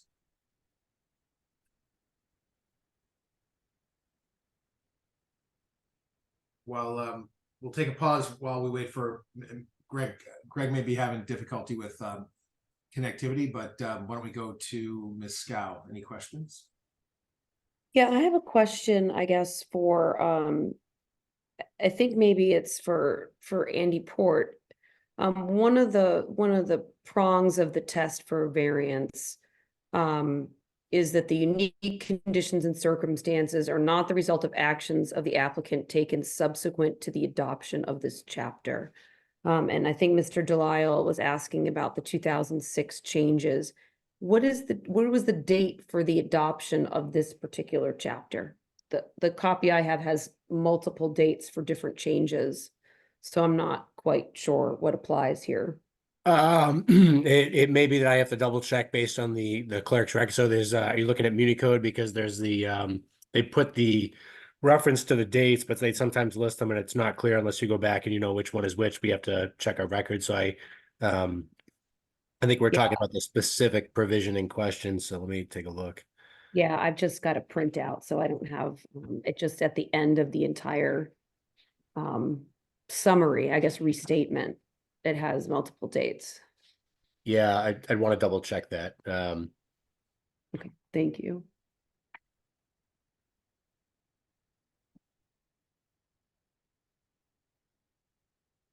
While we're checking that, I think for purposes of the analysis, I believe that when it makes reference to the adoption of the ordinance, it's referring to the earliest adoption of the portion of the ordinance that is under consideration. So for us, it would be section 10H, which is the variance criterion. So an alteration that is being argued by the applicant to have inflicted a hardship or created the unique conditions and circumstances,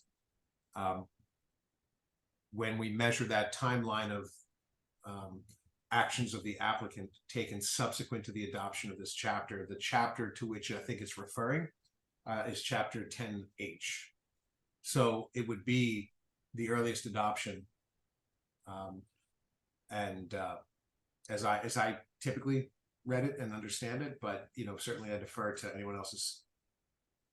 This is Andy. I would just add to what the chair said, just that in general, the relevant dimensional requirement or other requirements of the zoning ordinance that are in question are also dates that seem applicable here, because again, whether it's a setback requirement or a use allowance or whatnot elsewhere in the ordinance, the administrative section or the section that deals with the variances is the structural portion, but but it should be included, I guess, or incorporated in that, the fact that there are specific provisions in the ordinance and whether or not somebody was able to try to comply with those things at the time, and what sort of impact that may have now and limiting things, I think is also worthy of consideration in that. Okay. Thank you, Andy. Yeah, I guess I feel that we need that information to be able to make a determination under this test. And I guess the other prong here that I have some question about, I know, as Mr. Swanton said, it would be a much easier application if it was just a permit for the two-family use. It's the criteria for giving the variance that is a little bit of an issue, where we have 4 prongs that we need to meet, these 4 conditions. And the other one I would like to hear a response to, I guess, is the conditions and circumstances are unique to the applicant's lot, structure, or building, and do not apply to neighboring lands, structures, or buildings in the same district.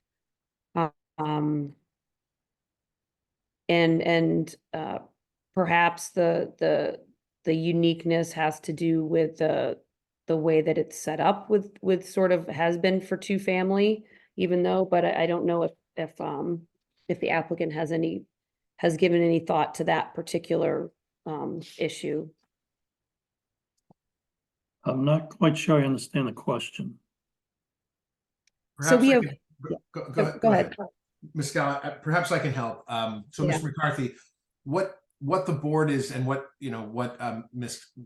Lynn Scala in particular and perhaps others are toiling with is the very strict and rigid criteria that the Zoning Board of Appeals must make findings on when it comes to granting a variance. A variance is considered among, if not the highest bar of scrutiny, and its test is very rigid. There's very little room in often the case for the flexibility of thinking, by board members and discretion. And so we run through this very strict criteria of tests, and among those tests is a finding of hardship. And so I think what Ms. Scala is referring to is when we're reviewing the criteria, the first test that we must sort of run this through is whether the conditions, we have to make a finding that conditions and circumstances of your lot, of your property, are unique to the applicant's lot, structure, or building, and do not apply to the neighboring lands, structures, or buildings in the same district.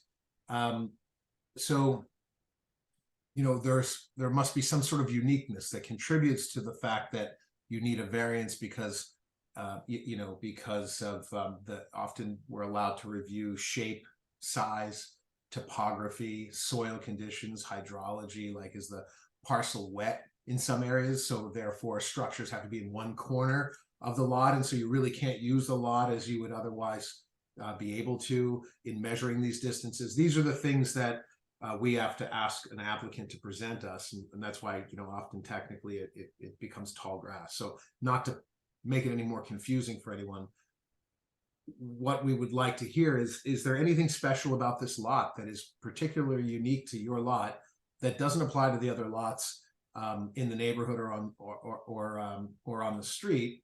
And that uniqueness can be the shape, the size, its elevation, like is it rocky, hilly? Are there areas that are so steep that they're not usable? Is it wet? Does it have certain soil conditions that make it limited in where how this lot could have been constructed and where the house could have been originally built. So perhaps looking at the slide that you have up right now, which outlines the shape of your lot, perhaps you could just give us a sense of what you think is unique and particular to your lot that doesn't apply to the other lots in the area. This is what we need to hear from sort of you without without without making sort of too much of a guess on our part. Yeah, I get you. Well, so in 2006, when the structure that was built onto it, we obviously could not move the house. We wanted to add it to the existing structure. So, so keeping with, side setbacks and not disturbing, the rear setbacks and keeping it within the conformity of the size of the existing lot.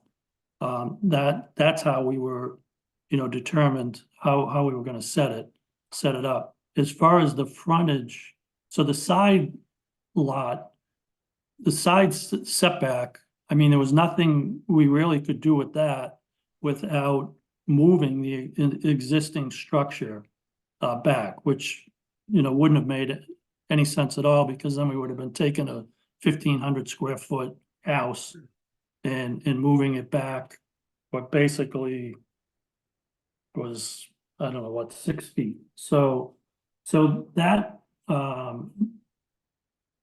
that setback, and do it, really the setback in question is going to a 2-family is the 120 feet. So that, I mean, if you can see, it's in a cul-de-sac, so the frontage kind of curves in and out, and so okay.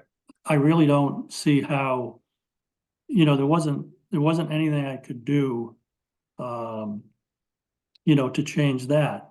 I said the structure itself, it's, I mean, it sits on a lot that does accommodate a 2-family, size-wise. It just doesn't give me the, that 120 feet of frontage. I think we're a little shy on that. And to be honest with you, I don't know how I could reconfigure, that 100,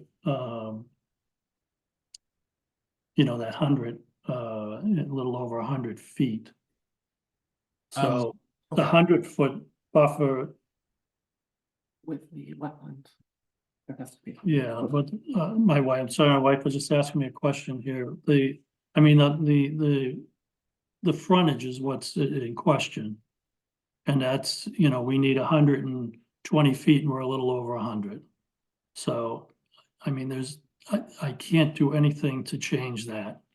Like I said, I meet the requirements on the lot size. I meet the requirements on the, the setbacks for a 2-family on one side of the house. It's just that, the non-conformity side, which was the existing house, which back in 2006, like I said, the zoning board voted on that non-conformity and gave me the special permit on that.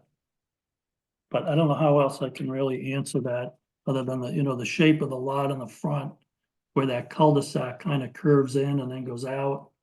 I mean, Okay. I really I can't. think you've made a good point, Mr. McCarthy, that, in pointing us, in directing our attention to the fact that your lot, unlike most lots, isn't a piece of geometry. It has a radius that follows the nape of that cul-de-sac, and that's something that appears to be unique, just as I look at it. But I sort of usurped Ms. Scow's question. So, Lynn, turning it back over to you, I just thought I might try to interject just to help guide things along for the applicant. Yeah, I appreciate that. I appreciate that. Thank you, Rob. I don't have any other questions. Very good. Mr. Bennett, did we hear from you already, or? I think we missed you, so we're gonna we missed you, and then I wanted to circle back before we moved on. Greg, can you hear us? So poor Greg has been in and out on connectivity. I'll jump in, and I don't have any any further questions on either the variance or the. You hear me now? Yes, we can. So before we closed out questions from the board, I wanted to make sure you had a moment to be heard.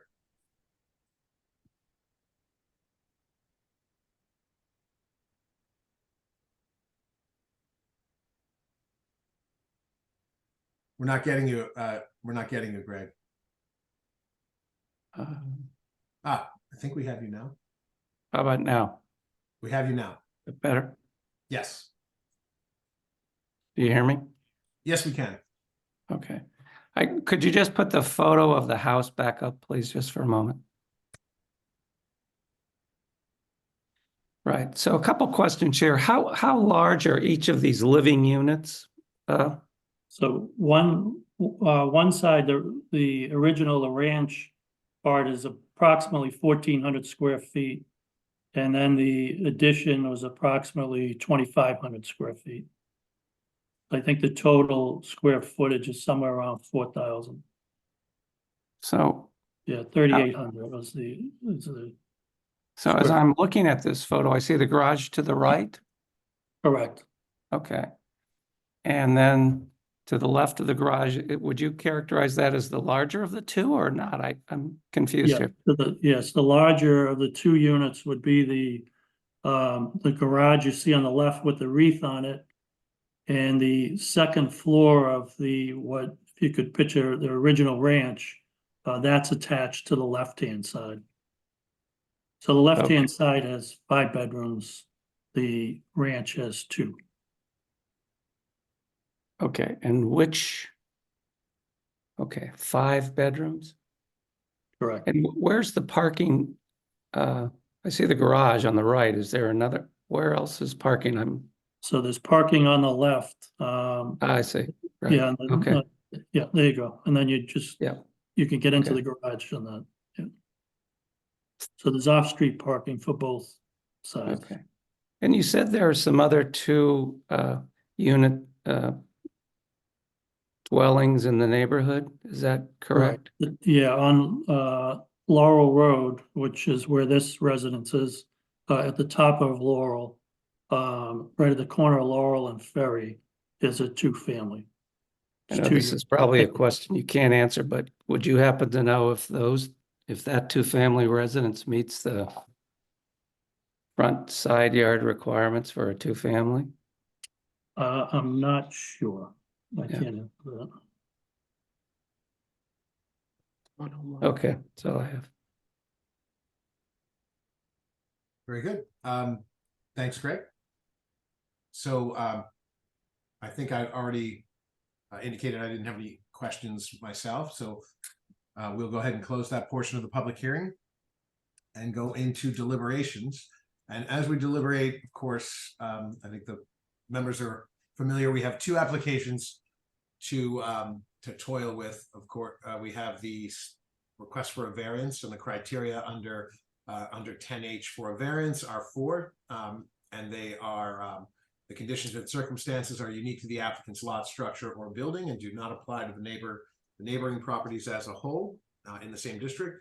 That strict application of the provisions of this chapter would deprive the applicant of reasonable use of the lot structure or building in a manner equivalent to the use permitted to be made by other owners of neighboring lands, structures, or buildings in the same district. 3, that the unique conditions and circumstances are not the result of actions of the applicant taken subsequent to the adoption of this chapter of zoning, which is 10H. And finally, 4, that relief will not constitute a grant of a special privilege that's inconsistent with the limitations on other properties in this zoning district. So those are the 4 criteria that we'll be deliberating for the variance. And then on the special permit, of course, it's our special permit criteria. This is the special permit for a 2-family use, and we can get into that as we get into deliberations. But I just wanted to make sure I fleshed out the variance criteria because we don't often see those before ZBA. So with that in mind, Mr. Swanton, why don't you kick things off and you can deliberate. We can deliberate at the same time, make it all part of one conversation or make it specific to each application as you wish. Yeah, well, there are two things in front of us. One is, could it be a two-family house? And the other is the variance. As to whether it could be a two-family house, well, the district it's in does allow two-family. The fact that all the neighbors support it is pretty significant in my mind. It's not the only one, although the other one's kind of down the other end of the street, but it's not the only one. It is a very large house. Most of the houses are quite small, as you can see in this picture, and this one almost kind of fits as a multifamily. And it does even have driveways on both sides. I mean, it's been used as a multifamily, even though it was a multifamily within the same family, if you will. So, you know, if this was just a request to make this a two-family, this would be, I would be supportive of it. Where the problem is you can't make it a two-family without running into this variance, because the two-family requires more frontage and wider setbacks than this house has. So that we have to think about the requirements for a variance. And, you know, one of them is, does it deprive the applicant of any use of this land? Well, no, right now it's a large one family. So it doesn't really deprive the applicant of using the land. So I'm a little stuck on this. I'm not sure where I come out on the variance, quite frankly. This is a little unusual for me, but I'd like to hear where some of my colleagues are on this before I kind of weigh in on where I am on the variance, if you don't mind. No problem, Mr. Swanton. We'll move on to Mr. Delisle. Thank you, Mr. Chairman. Yeah, I too, setting aside the issue of whether it could be a two-family house, which we can get into that a little bit later, I think. Which I do think it could be a two-family house, but again, I'm concerned, like Mr. Swanson, about the variance issue for a couple of reasons. Because I think now, if you have a single-family house in an R2 district and you build a big addition on it, then anybody could go and say, hey, I need a variance because I want to make this a two-family house. So I think that becomes a little troublesome for me with respect to the uniqueness prongs, which are the first and I think the fourth prong. If anybody can do it, then it's not unique. So that's troubling for me, where you have a one family in the R2 zoning district that can, under the zoning, switch to a two-family home in R2 if they meet all the side setbacks, but then to come in for a variance, if they don't, then anybody can do that. So that troubles me. And I don't know if other members of the board feel the same way about that. With respect to the other prongs of the variance test,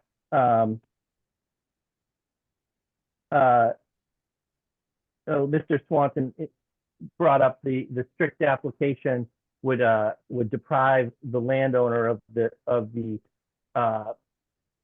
use of the property, but that prong number 2 goes on to say in a manner equivalent to the use permitted to be made by other owners of their neighboring lands. So I don't know if for other single-family homes in the R2 district, if you're asking for this, it seems very troubling to me. So that's sort of where I am on the variance piece. With respect to the two-family, the many criteria for the two-family, I think that I think that most of those work here, but I'm happy to let other members of the board talk about the variance piece before we go into that. Okay, thank you, Mr. Delisle. Mr. Bennett. Yeah, this is a hard one, as my colleagues have just well stated. So I'm trying to look at the 4 criteria, and I think with perhaps a slight wink and a modest nod, I can get by the first criteria, because as our chairman has teased out of our applicant, I think the lot is rather unique, and I will accept, for purposes of this discussion at least, that the lot is unique, and therefore the first prong has been met.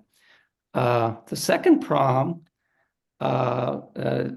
Delisle kind of identified where I was going on that. I think people in the neighborhood, this is R2, so this, if we were to rigorously, or people in the neighborhood are, this is an R2 district, so our applicant, all things being equal, would be, as a matter of right, could build an R2 structure there, multifamily structure, meeting the R2 criteria.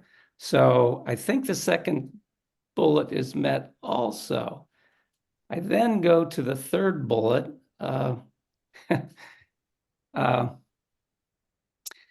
And this gives me pause, because I can't quite get around the notion that our applicant has kind of created this situation, unfortunately, for all of the best reasons, but it gives me pause. And then the last bullet, I don't think we would be granting a special privilege here, which would be inconsistent with limitations upon other properties in the district. I don't think it's special. I think, the request for the variance here is, as I measure it, is not the most egregious request that I've seen for a variance. So I can also see that I could approve that last bullet as well. This is a very hard one. There are a lot of mitigating factors which cut in favor of this application. But however, we are faced with a rather difficult criteria here that we've got to make sure the applicant is met. So, I mean, my heart is in one place. Our obligation to be rigorous in applying the zoning ordinance here is someplace else.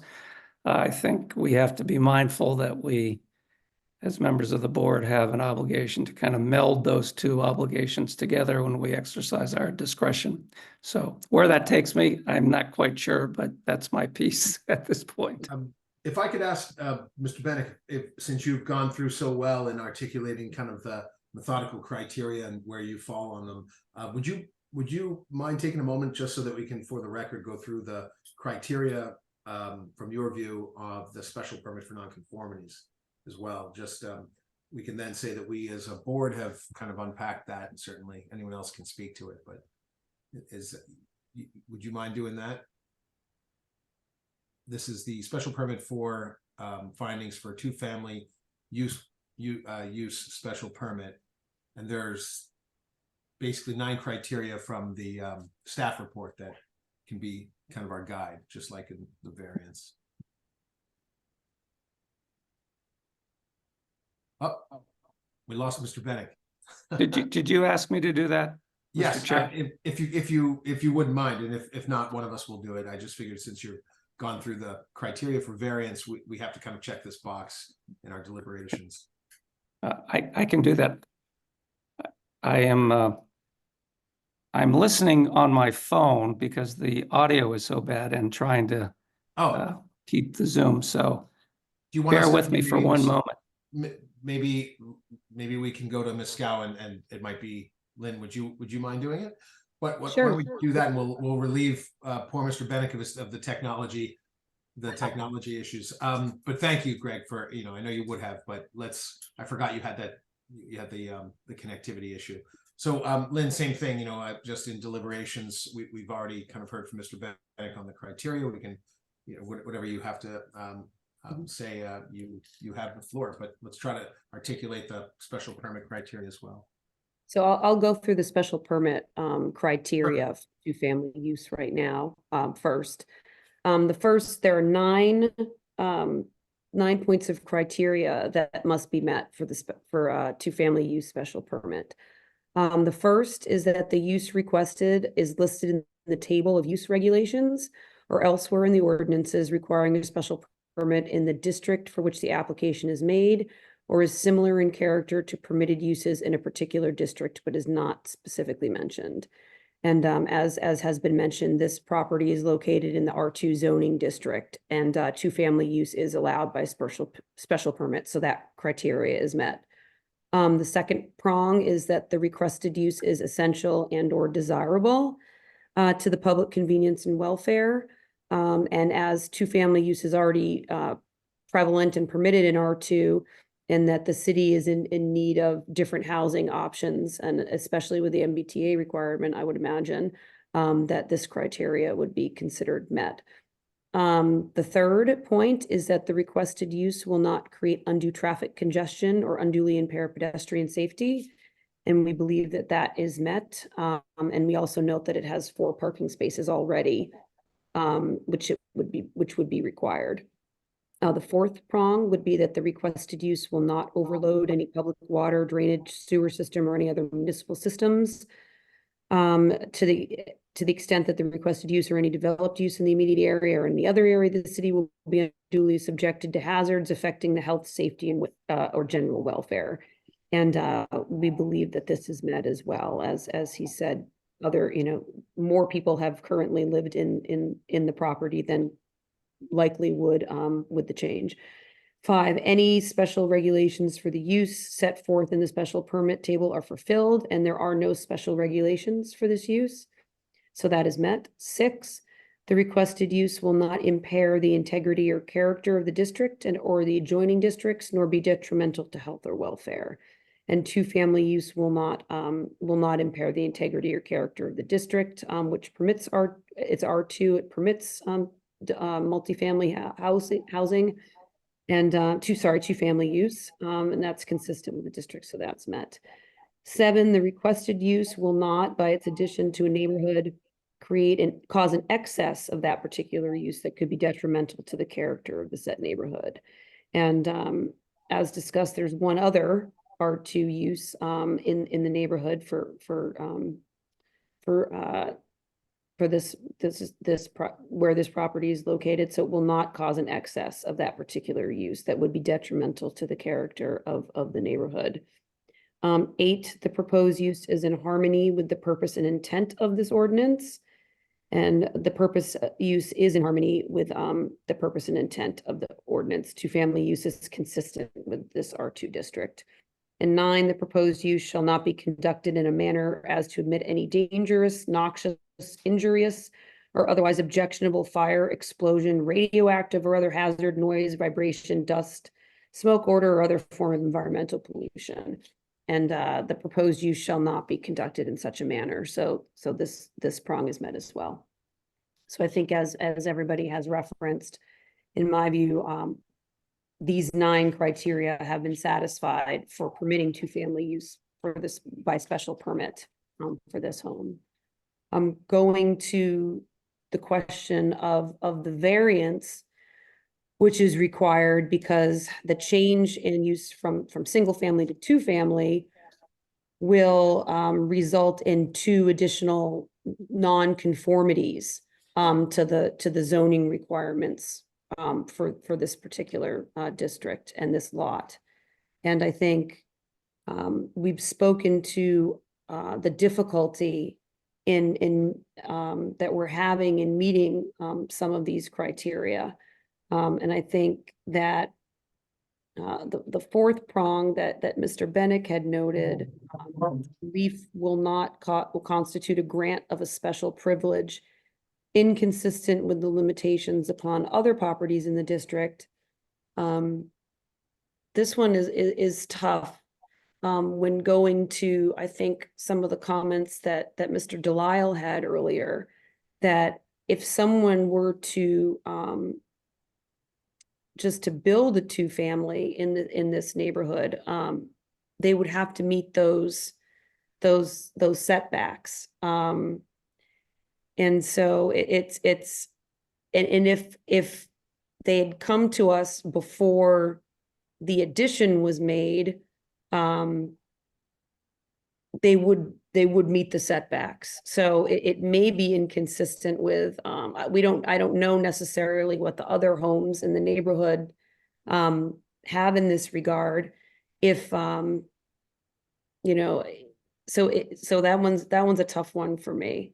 And also just, the unique conditions and circumstances are not the result of actions of that the applicant has taken subsequent to the adoption of this chapter.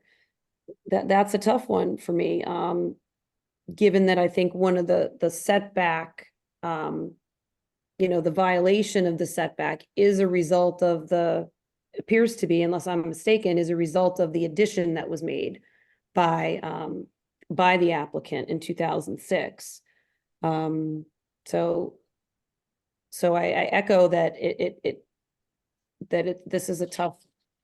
this one is a tough one to grant a variance, and I'd be helpful. I'm looking forward to hearing what my other colleagues have to say. All right. Chair Petty, could I just have one word? Yeah, of course. So the setbacks, I did not create. The nonconformity to the right side of the lot, I mean, that was there in the original house. In the front, the front setback, you know, again, that's the existing structure of the house. So nothing that I did when we did the addition in 2006 created either of those nonconformities, if you will. The front, the uniqueness of that kind of property line as it curves and whatnot, I mean, you know, that was also there. You know, when the original house was there and then the addition was put on, which was back in 1963. So, you know, I didn't create any of those, you know, conditions. Although I am clearly asking for the frontage, you know, given its uniqueness, to be considered. And just the one last thing is the one thing that makes this a lot unique from a lot of other lots, the majority of them in that neighborhood, is that I do meet the you know, the 2-family lot size, where a lot of the other lots are less than the required. A lot of them are looking at the map are 10,000, 11,000. I don't think there isn't anything on Fenders Ave, Brown Ave, that would lot size that would meet the 15,000 square feet, where I'm, you know, well over that with almost 20,000. So, you know, that is just the two things I'd like to point out. Yeah, thank you. That's very helpful. I'm sorry. I thought when you responded to Mr. Delisle about the side with the 14-foot setback, that was the side the addition was put on. Is that not? No. Yeah, that's the Okay. original side. No, Okay, I'm so sorry. we had left looking at the house, but you're saying left looking at the road, I guess. Okay. Correct. Yeah, sorry That's about very that. helpful. Thank you. I appreciate that correction. Very good. And thank you, Mr. McCarthy. So, and Lynn, did you have anything further for your deliberations? I'll just chime in without repeating, you know, what my colleagues have said with respect to the variance. I think that's the tallest order to, you know, that seems to be challenging some of us, maybe, you know, maybe all of us in some way or another. I have less of a problem with that criteria 3 that seem to have been a bit of a sticking point for a few of my colleagues. The unique conditions and circumstances are not the result of actions of the applicant taken subsequent to the adoption of this chapter. I mean, I interpret it as the adoption of the chapter being the adoption of the zoning ordinance itself. Mr. McCarthy, I think you have, if you can mute your mic, please, because we're getting feedback. Yeah. Perfect, thank you. And so essentially what I read this as is, you know, that among the unique conditions that I find that are unique to this lot are its shape. Its shape seems to, you know, it follows the nape of Laurel Road. The McCarthys didn't put in Laurel Road. They didn't do the subdivision. They didn't lay out the dimensions of the lots. You know, we use that language of pork chop lot because it refers to an irregular shaped lot. You know, the McCarthy's lot is irregular in my sense of it because it has not just 4 prototypical, you know, sides of you know, your basic geometric shape, but rather it has 1, 2, 3, 4 sides, and then it has a 5th short side along Laurel Road and then a radius side. And so the geometry of it is something that was conceived of by the developer who and the engineers who laid out that cul-de-sac. And every other one of those lots seems to have an equally irregular but not analogous shape. There aren't any of these lots that look like any of the other lots. They are born and drafted and scripted, you know, to conform with maximizing exposure to Laurel Road, presumably, and to get the, you know, the best layout of the house that eventually would be built there. I don't think the McCarthys had anything to do with that. As a matter of fact, I'm certain they didn't. But while they did intensify the structures on the lot by creating an addition in 06, they didn't do that on the side. And I think Ms. Scow was able to tease that out from Mr. McCarthy, and that was helpful to me too. They did not do it on the side of the lot that is most encroaching on the side yard setback. So, you know, the issue for me with the variance is the front, you know, the frontage. They've got a big enough lot. They lack frontage, but had this been laid out differently, there could have been sufficient frontage, but it just wasn't for reasons that had nothing to do with the McCarthys. I also think that the conditions are not the result of, you know, actions that they had taken, there was the conditions and circumstances that are unique do not apply to the neighboring lands, structures, or buildings in the same district. What's unique to the McCarthy's lot is this, you know, this curious radius that gives them a 5th and 6th, you know, line of a linear lot line, and each one of these lots has something slightly different and unique to itself. So I don't think that there is, I don't think I have trouble getting past these criteria for a variance for me. And I think it's a modest, you know, request only in the description of all of the neighbors' support by virtue of there being an absence of opposition. Those most impacted would be the neighbors in the neighborhood. And I'm moved like Mr. Bennick was, had described that he was, if I'm correctly remembering that, because there was neighborhood support. As I go through the special conditions for nonconformities, you know, I don't have a problem with the conversion to a 2-family. I think the biggest rub for me was the variance. And I think the hardship issue, to the extent anyone's ever able to make a hardship issue, the McCarthys make just as fine an argument as anyone has in my recollection, which is, hey, the lot is curiously unique, and it's unique to us. It's unique to its location, and our house on it gives us a limitation on how, you know, how it can be, you know, cited differently. You know, and it's not just a square lot. So I find that I can support it. I can get past that, and I you know, I just want to share my thinking. Mr. Swanton. Hey, Rob. Yeah. Yeah, I kind of didn't complete my thoughts because I kind of wanted to hear where my colleagues were. I just wanted to kind of complete my input on this deliberation. As I said earlier, you know, this is a great candidate for a 2-family house, and the neighbors support it. Something Mr. Bennick said about, you know, my heart and my mind are in 2 different places is the problem here. My heart wants to say yes, but something Mr. Delisle said really is sticking with me, which is I'm worried about creating a special privilege here where then anybody could come forward and say, you know, I'd like to create a two-family house. I know it's going to take a variance, but please give me a variance. And that's where I'm stuck. Is it a special privilege to allow somebody to create a two-family house when it takes a variance? And it's nothing personal, but we pass very few variances. We do lots of special permits. We do them all the time. Variances, we don't do very often because it often creates a situation where now anybody could say, wow, they did that one, why not me? And that's where I'm stuck.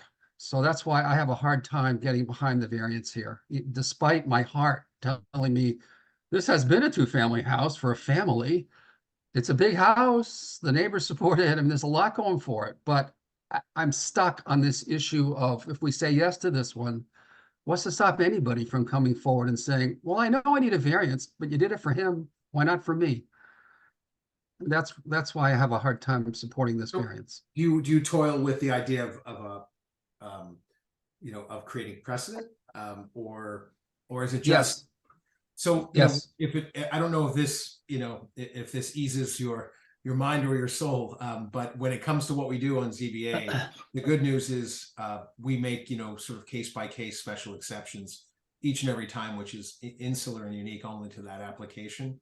One of the first things I found some shelter in sort of the academic thinking of this work in my experience is that what we do doesn't bind us in the future to what we must do for others. Every single applicant coming before us must meet the same independent de novo criteria and analysis. And, it could come up differently for no discernible real reason, just the circumstances of that night and that application, because every property and every application is deemed unique. We don't have the power to set any precedent, and no precedent from a sort of more technical legal standpoint. There is no precedent that can be claimed by future applicants to say, hey, you granted this in the past. So we have that shelter in us. We can make an independent inside a snow globe or vacuum decision based just on what's inside of that vacuum in this instance, and have it have no impact upon us to be bound by it in the future. And again, I say that tongue in cheek, it doesn't necessarily carry the moment or otherwise. I just wanted to make sure that I explained or shared that for what it's worth. And, maybe it gives some shelter from a, consideration standpoint, maybe it doesn't, but the reality is that it's, it's not anything that we're bound to have to adhere to going forward for what that's worth. Anything further from anyone else before we close? Mr. Delisle. Oh, you're muted, Steve. We got you. Oh, okay. Sorry about that. No worries. We have you. Thank you, Mr. Chairman. Just to circle back around for the record, thank you, Mr. McCarthy, for explaining the right side setback, left side setback, right side original structure conundrum. When you explained that to me earlier, I did understand that, so I'm glad that if others didn't, that we went through and got that so everybody understood that. Sort of going back just to where I was, just to sort of put my thoughts, tie my thoughts in a bow, because I don't think I did initially. My concern is with that sort of that 14 feet sideline, and also with the frontage as well. But really with the 14 feet sideline, where you have a situation where a single family home in the R2 district builds up to the single family home maximum on the sideline, and then comes in and asks for a variance. That's really my concern here.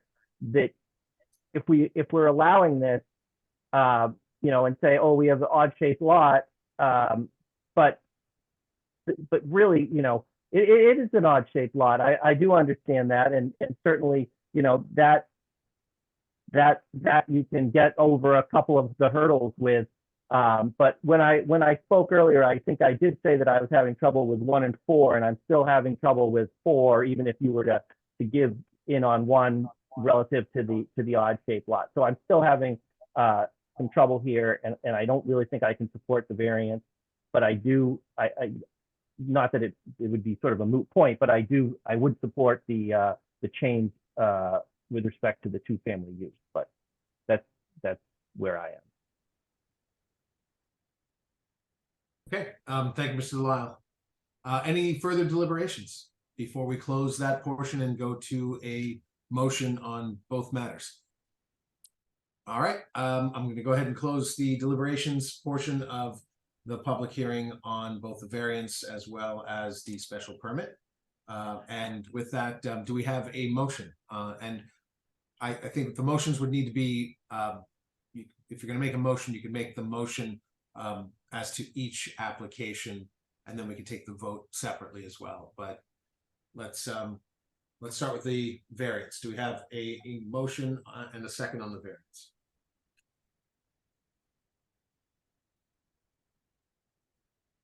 I'll make the motion on the variance for 23 Laurel Road. Very good. Oh, sorry. And do you want me to go ahead and then make the motion on the special permit for 2-family use as well? Let's just go through and do this one first, and then we'll just come back and all right. Yeah. I'll make the motion on the variance for 13 Laurel Road. I'm sorry. Very good. Mr. Delisle's motion on the variance application for 13 Laurel Road. Do we have a second? I'll second the motion. Thank you, Mr. Bennett. Motion's made by Mr. Delisle and seconded by Mr. Bennett. Calling the roll, Mr. Swanton. No. And Mr. Delisle. No. Mr. Bennett. Yes. Ms. Scow. No. Rob Champetti, I vote yes as well. So we have 3 noes, 2 yeses. I'm afraid that that motion does not carry, so that application on the variance is denied. Let's do the motion and second on the special permit to allow 2-family use, just to follow it through. Do we have a motion? I'll make that motion for 13 Laurel Road for 2-family use. The special permit for 2-family use. Very good. Motion's made by Mr. Delisle on the special permit to allow a 2-family use number 102. Do we have a second? Second. Mr. Bennett second. Mr. Delisle's motion, Mr. Bennett second, calling the roll. Mr. Swanton. Yes. Mr. Delisle. Yes. Mr. Bennett. Yes. Ms. Scow. Yes. And Rob Champetti, I vote yes. That's 5 in the affirmative. That motion carries, although unfortunately it's been orphaned by the lack of the variance that's also required.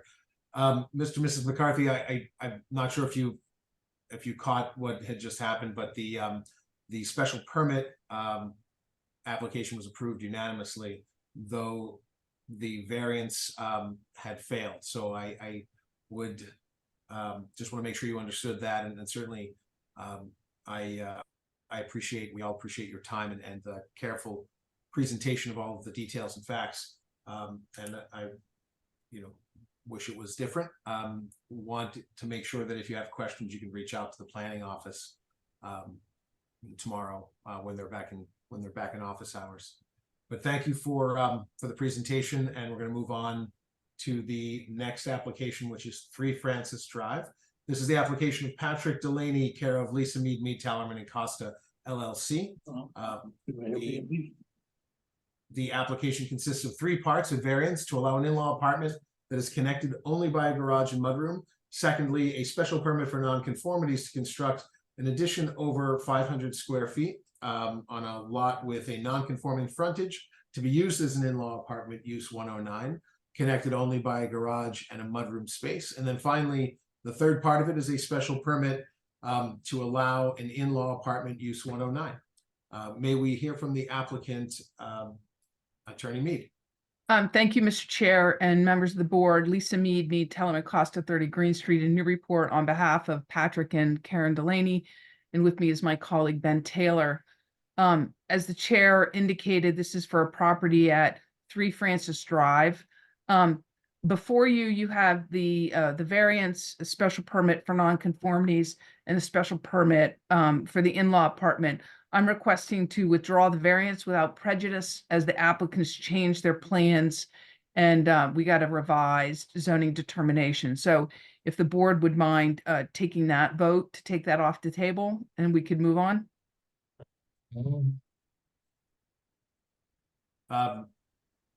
We can do that. Why don't we? Let me just, Lisa, give me a moment. I just want to sort of poll the board and see if everyone's on the same page. Mr. Swanton, I'm just going to ask each, if we have any comments on that request, and then we can. Yes, no, I'm very supportive of that request. Very good. Anyone not support the request? No. Very good. All right. Well, then we can go ahead and I'll entertain a motion. I'd like to make a motion to accept the request to withdraw the variance application without prejudice for 3 Francis Drive. Very good. Motion's made by Mr. Swanton. Do we have a second? I'll second that. Thank you, Mr. Delisle. Motion's made and seconded, made by Mr. Swanton, seconded by Mr. Delisle to accept the applicant's request to withdraw the variance without prejudice, allowing the in-law apartment application 24-1. Calling the roll, Mr. Swanton. Yes. Mr. Delisle. Yes. Mr. Bennett.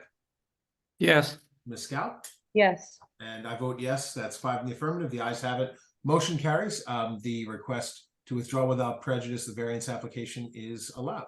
So, Attorney Mead, that just leaves us with a special permit for nonconformities and the special permit to allow in-law apartment use 109. Yes, thank you very much. If you can go to the next slide, please. So this property is located on 3 Francis Drive, which is in the R1 district. The house was built around 1996. When that whole area was finished up by a later developer than the original one who did the original part of Goldsmith. The property has an existing nonconformity for frontage, having 100 feet, where now 125 feet are required in the R1 district, and a right side setback of 12.9 feet, where 20 feet is the minimum required in the R1 district. And otherwise, the property meets all of the other zoning dimensional requirements. The proposed project is to construct, if you can go to the next slide, an addition to the left side of the property, which is away from the non-conforming right side. And that addition will consist of a garage on the lowest level, and we're going to show you in a minute there are some topographical changes on this lot. And then living area over that, which is the equivalent in height of the first floor of the existing single-family home. And then behind that, a 1-story attached in-law apartment, which will be 700 square feet. And the proposed, I think somebody, Mr. I've got an echo. Yeah, I'm hearing it as well. If I can ask anyone who's listening in on Zoom, please mute your mic just because it's creating interference and feedback. So if you're listening, if you could kindly just mute your mic, and then everyone else, it might just make sense to mute your mics while we're listening to the applicant's presentation. And with that, I'm going to mute my mic. Thank you, Mr. Chair. And so the addition, as I described for you over the garage, adds 618 square feet of living area to the single family residence. And then which makes the existing single family home of 2260 go to 2878. And then, of course, in the rear of the garage is the 700 square foot in-law apartment, which will also be added. Next slide, please. So here is the site plan, and I don't know, Caitlin, if you could perhaps blow that up a little bit. I think there's a couple of things that are important to recognize on this site plan.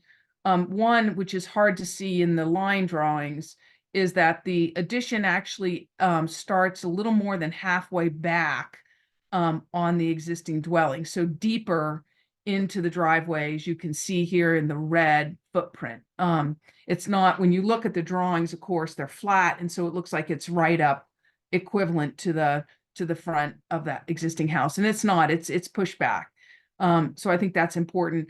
The other thing is you can see that it's on the opposite side of the existing nonconformity, which is on the right side of the house.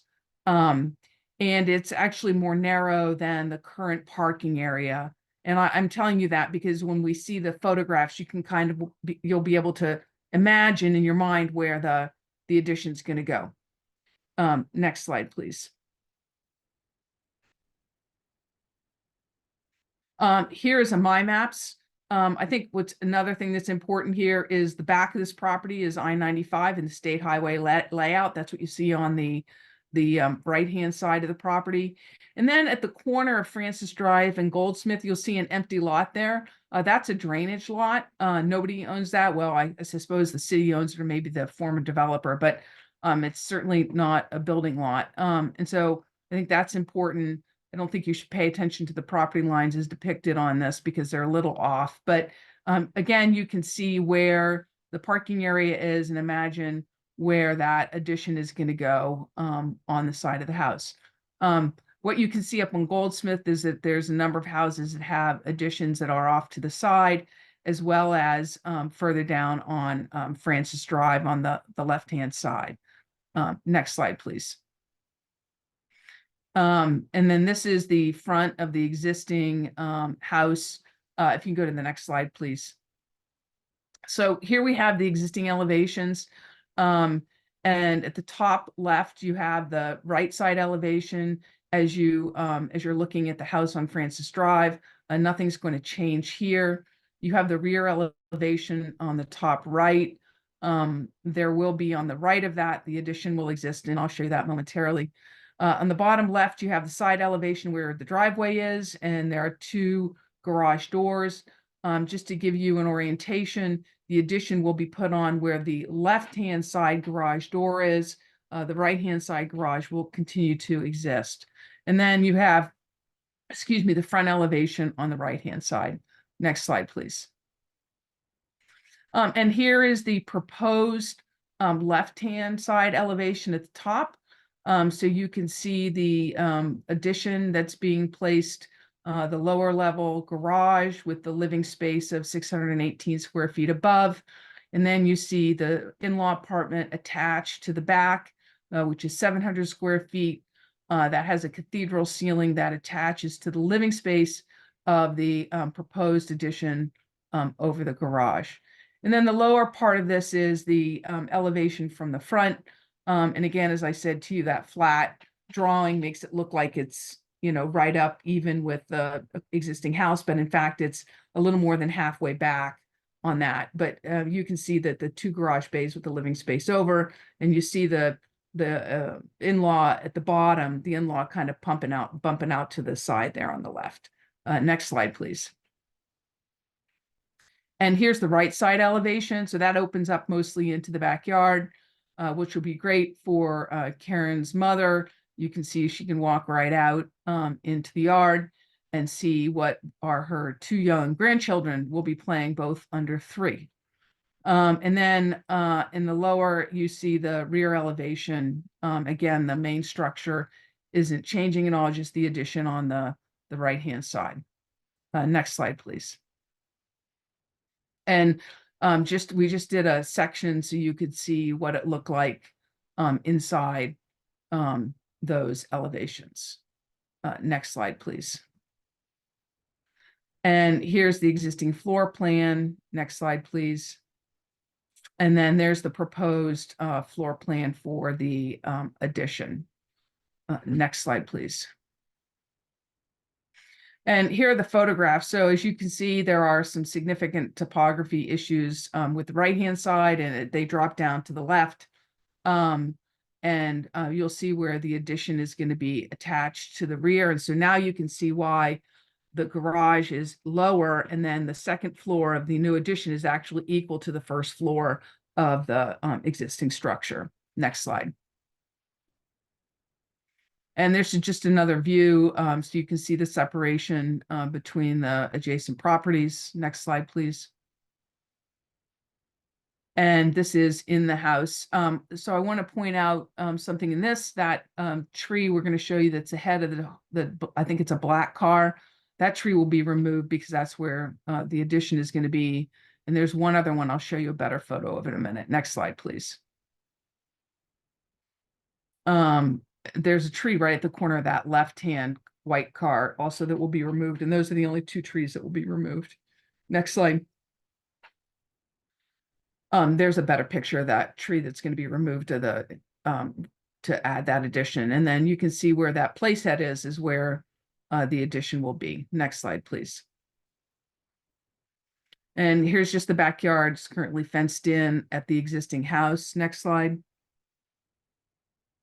And here's a view from the backyard to the street. Next slide.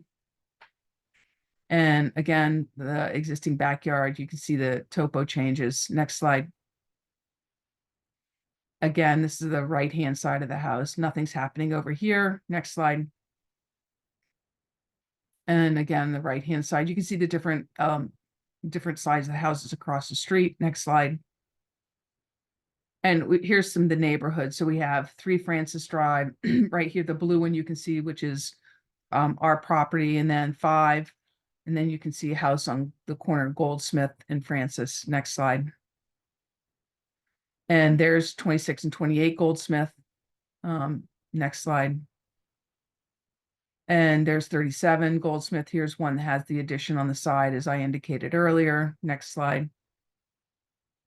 And another 35 Goldsmith with the garage on the attached. Next slide. And then there's just a view down Goldsmith, so you can see the houses and more of the attached garages. Next slide. So the criteria for a special permit for nonconformities under Section 9, the first is that there will be no new nonconformity created. And as I indicated, there is no new nonconformity being created by what's being proposed. The next slide is that, the next criteria is that the board can find that the project will not be substantially more detrimental to the neighborhood than the existing nonconformity. Again, none of the existing nonconformities are being altered or extended. The use of the property will remain the same, which is the least intense use of single-family use in the neighborhood, which is primarily single-family homes. The proposed in-law apartment is to allow Karen's mother to live with their family on site and age in place. City of Newburyport currently has a low amount of housing stock, and more particularly, this type of housing allows elderly residents to age in place with proximity to their relatives. Dimensionally speaking, the property is large. It's 27,000 square feet. It can accommodate this proposal without any issues or creating any new nonconformities. The height of the property, the proposal is not changing the height of the structure. The dimensional impacts, lot coverage is at will be at 9.5%, where 20% is allowed in the R1 district. And open space will be at 85%, where 50% is the minimum. So there's really nominal impact on either of those dimensional requirements. I already pointed out that there are a number of houses in the neighborhood that also have the side garages and some with living space above them. I pointed out that empty lot on the corner won't be developed, and the rear of the property is the 95 layout. Most of these homes in the area are larger and were constructed in the 96, 97 timeframe. I will also say that we've received 2 letters of non-opposition, both from 4 Francis Drive next door and 5 Francis Drive across the street. Next slide, please. The in-law apartment criteria under Section 12A of the ordinance, we also meet. First of all, is it occupied by a parent, grandparent, child, or grandchildren by blood or marriage? And as I indicated, Karen's mother will be living here. And the ordinance states it's the intent of this section to allow parents and their children to live together where the need and desire exists, so long as the proposed living arrangement is not outweighed by an adverse impact on the community, particularly the proliferation of unlawful rental units. Here, there's a strong desire for Karen's mother to live in this property. Next is that the dimensional requirements of the zoning ordinance are otherwise met, and they are here otherwise, other than those two nonconformities. Next is the gross floor area of the in-law apartment shall not exceed 700 square feet for new construction, and this is 700 square feet. The next is that the board can impose reasonable conditions, including the number of parking spaces. Here, there's ample parking for at least three vehicles. There will be 3 garage spaces in addition to ample room in the driveway to park. Safety, health, and building codes are met. Those will all be met. The permit will be recorded as required by the ordinance. Next slide, please. And the applicant will conform, and next slide, please. I'm sorry, I got a little behind here. The applicant will comply with the requirements of recording the permit and then renewing it the 11th and 23rd months following the issuance of it. And they have no issues with that, and will comply with the terms related to if the in-law apartment ceases to be occupied, the appropriate changes will be made so that it's no longer a residential unit. And I believe actually the planning or the building department now has a system by which they are starting to check on these things. And the next slide, please. And in fact, the zoning board can require order inspections of the premises for in-law apartments that have been granted a permit. Additionally, the applicant has to meet the general criteria for special permits in 10H7 of the ordinance. Next slide, please. And the first is that the use is listed on the table of uses, and here an in-law is allowed by special permit in the R1 zoning district, and therefore it meets that criteria. The next is that the requested use is essential or desirable to public convenience and welfare, and certainly by its inclusion as a special permit in the ordinance, that is. But I would also point out that the 2017 master plan includes housing goal 1, which says that the goal is to increase the variety of housing options to promote a lively, active, and diverse population and accommodate households of varying housing needs and family structures, and diversify Newburyport's housing stock and increase housing choice. This unit certainly fits that goal. I might add, of course, that these kinds of units are also encouraged by the Commonwealth these days. Number 3 is that the requested use will not create undue traffic, and certainly the requested one additional in-law apartment or the additional in-law apartment will not create undue traffic in this area or unduly impair pedestrian safety. The next is it won't overload any public water, drainage, or sewer systems. And here it will not. The 1-bedroom unit, it's actually 2 bedrooms, will merely add 220, sorry, I think this is, actually it's, I think it's 2 bedrooms, 220 gallons per day. And actually for a in-law apartment, that's for an elderly person, it's actually estimated to be less than that. But it's still nominal impact on this full system. The next is that are there any special regulations for in-laws? And the answer is no, other than ones we said above, which we meet. The requested use will not impair the integrity or character of the district or adjoining districts. Here, the in-law apartment is entirely consistent with the surrounding neighborhood. The remainder of the R1, the surrounding neighborhood consists mostly of single-family homes. It will not impair the integrity or character of the district or adjoining districts. The next is that the requested use will not, by its addition to the neighborhood, cause an excess of that particular use. I'm only aware of one other in-law apartment. It's over on Goldsmith. I'm sure there may be others, but I don't believe that adding one more will cause an excess of that use to the neighborhood. The next is the proposed use is in harmony with the purpose and intent of the ordinance. Again, in-law apartment is allowed by special permit, And it allows the intent of the section. It provides in the purpose section is to allow parents and their children to live together where the need and desire exist. And so we meet that requirement. And finally, that it won't be conducted in a manner so as to omit dangerous, nauseous, or injurious or otherwise objectionable activities. And of course, the in-law apartment will not do that. And with that, I am happy to answer any questions, Mr. Chair, and we'd request the board approve both the in-law application as well as the special permit for nonconformities. All right, very good. Thank you, Attorney Mead. We'll close the presentation portion of the public hearing and go to public comment. Anyone who wishes to speak, just raise your hand and you shall be heard. Mr. Chair, I apologize. I just wanted to correct myself. There is only one bedroom in the in-law. I just pulled out the plans just to double check, and I just wanted to correct myself. There is only one bedroom in the in-law. Thank you. Thanks very much for that. Yeah. Okay, one bedroom it is. Seeing no hands, going once, going twice, closing the public comment portion and going to questions from the board. And we'll begin with Mr. Swanton. It was quite a clear presentation. I have no questions. Very good. Mr. Delisle. Thank you, Mr. Chairman. I did have one question, but I wrote it down in such an illegible fashion that I can't read it. So I don't have any questions, would appear. Okay. Mr. Bennett. I have no questions. And thank you, Ms. Scow.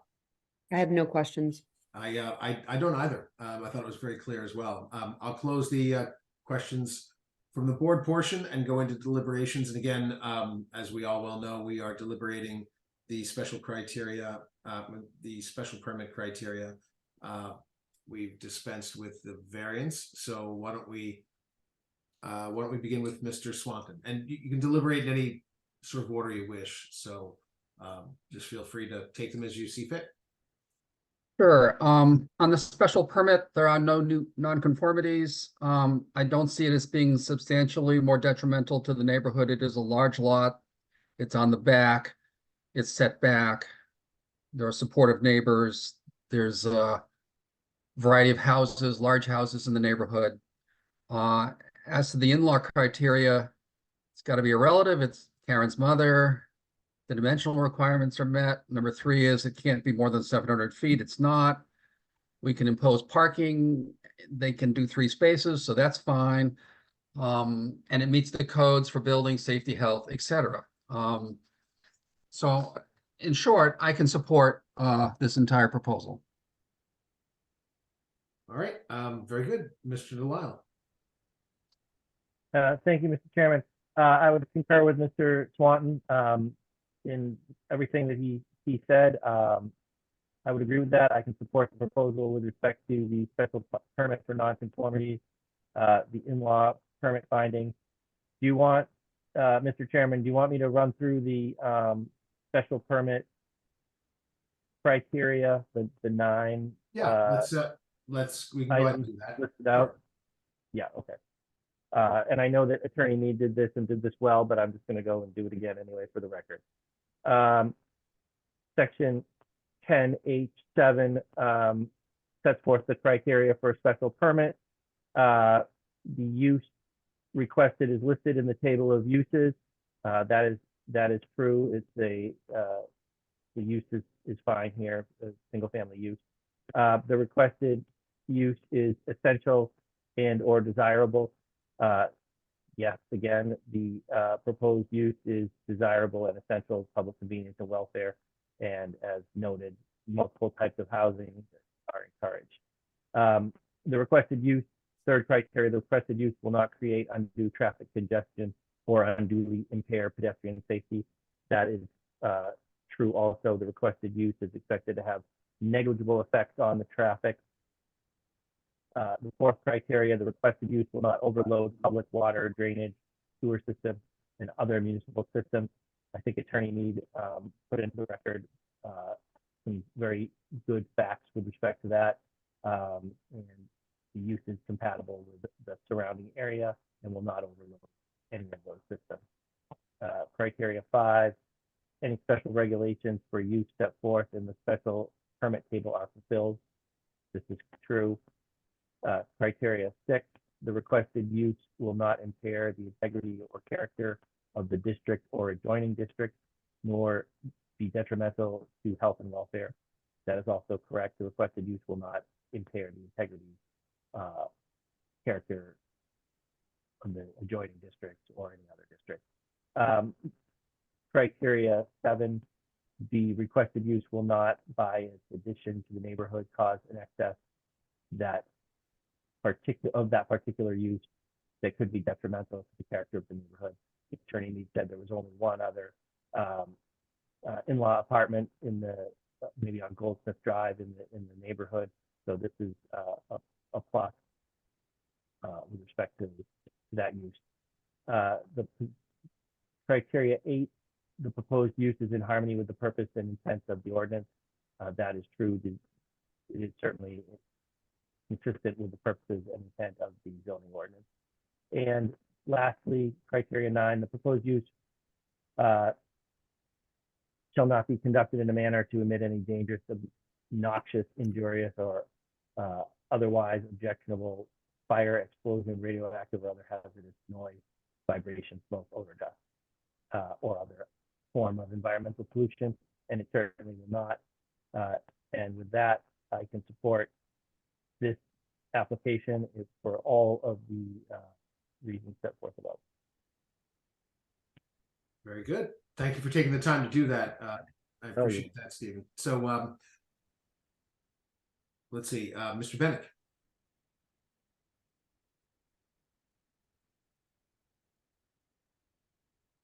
Greg, can you hear us? We'll go to. Sorry. Oh, great. And certainly, Mr. Swanton, Mr. Delisle have covered the regulatory waterfront here as it relates to the criteria needed and the proofs necessary to approve the application. I agree with their thoughtful analysis and would support the application as well.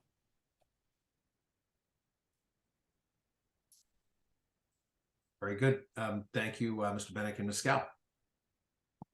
I would concur with my colleagues and I'd be prepared to support the application. I agree. Thank you. I also don't have anything further to add, and I feel like it was a very well presented application, and I too can support it. I'll go ahead and close the deliberations portion of the application, and do we have a motion to approve?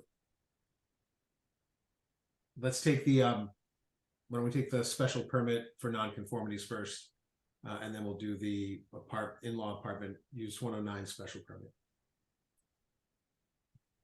I'll make the motion to approve the special permit for nonconformities for 3 Francis Drive.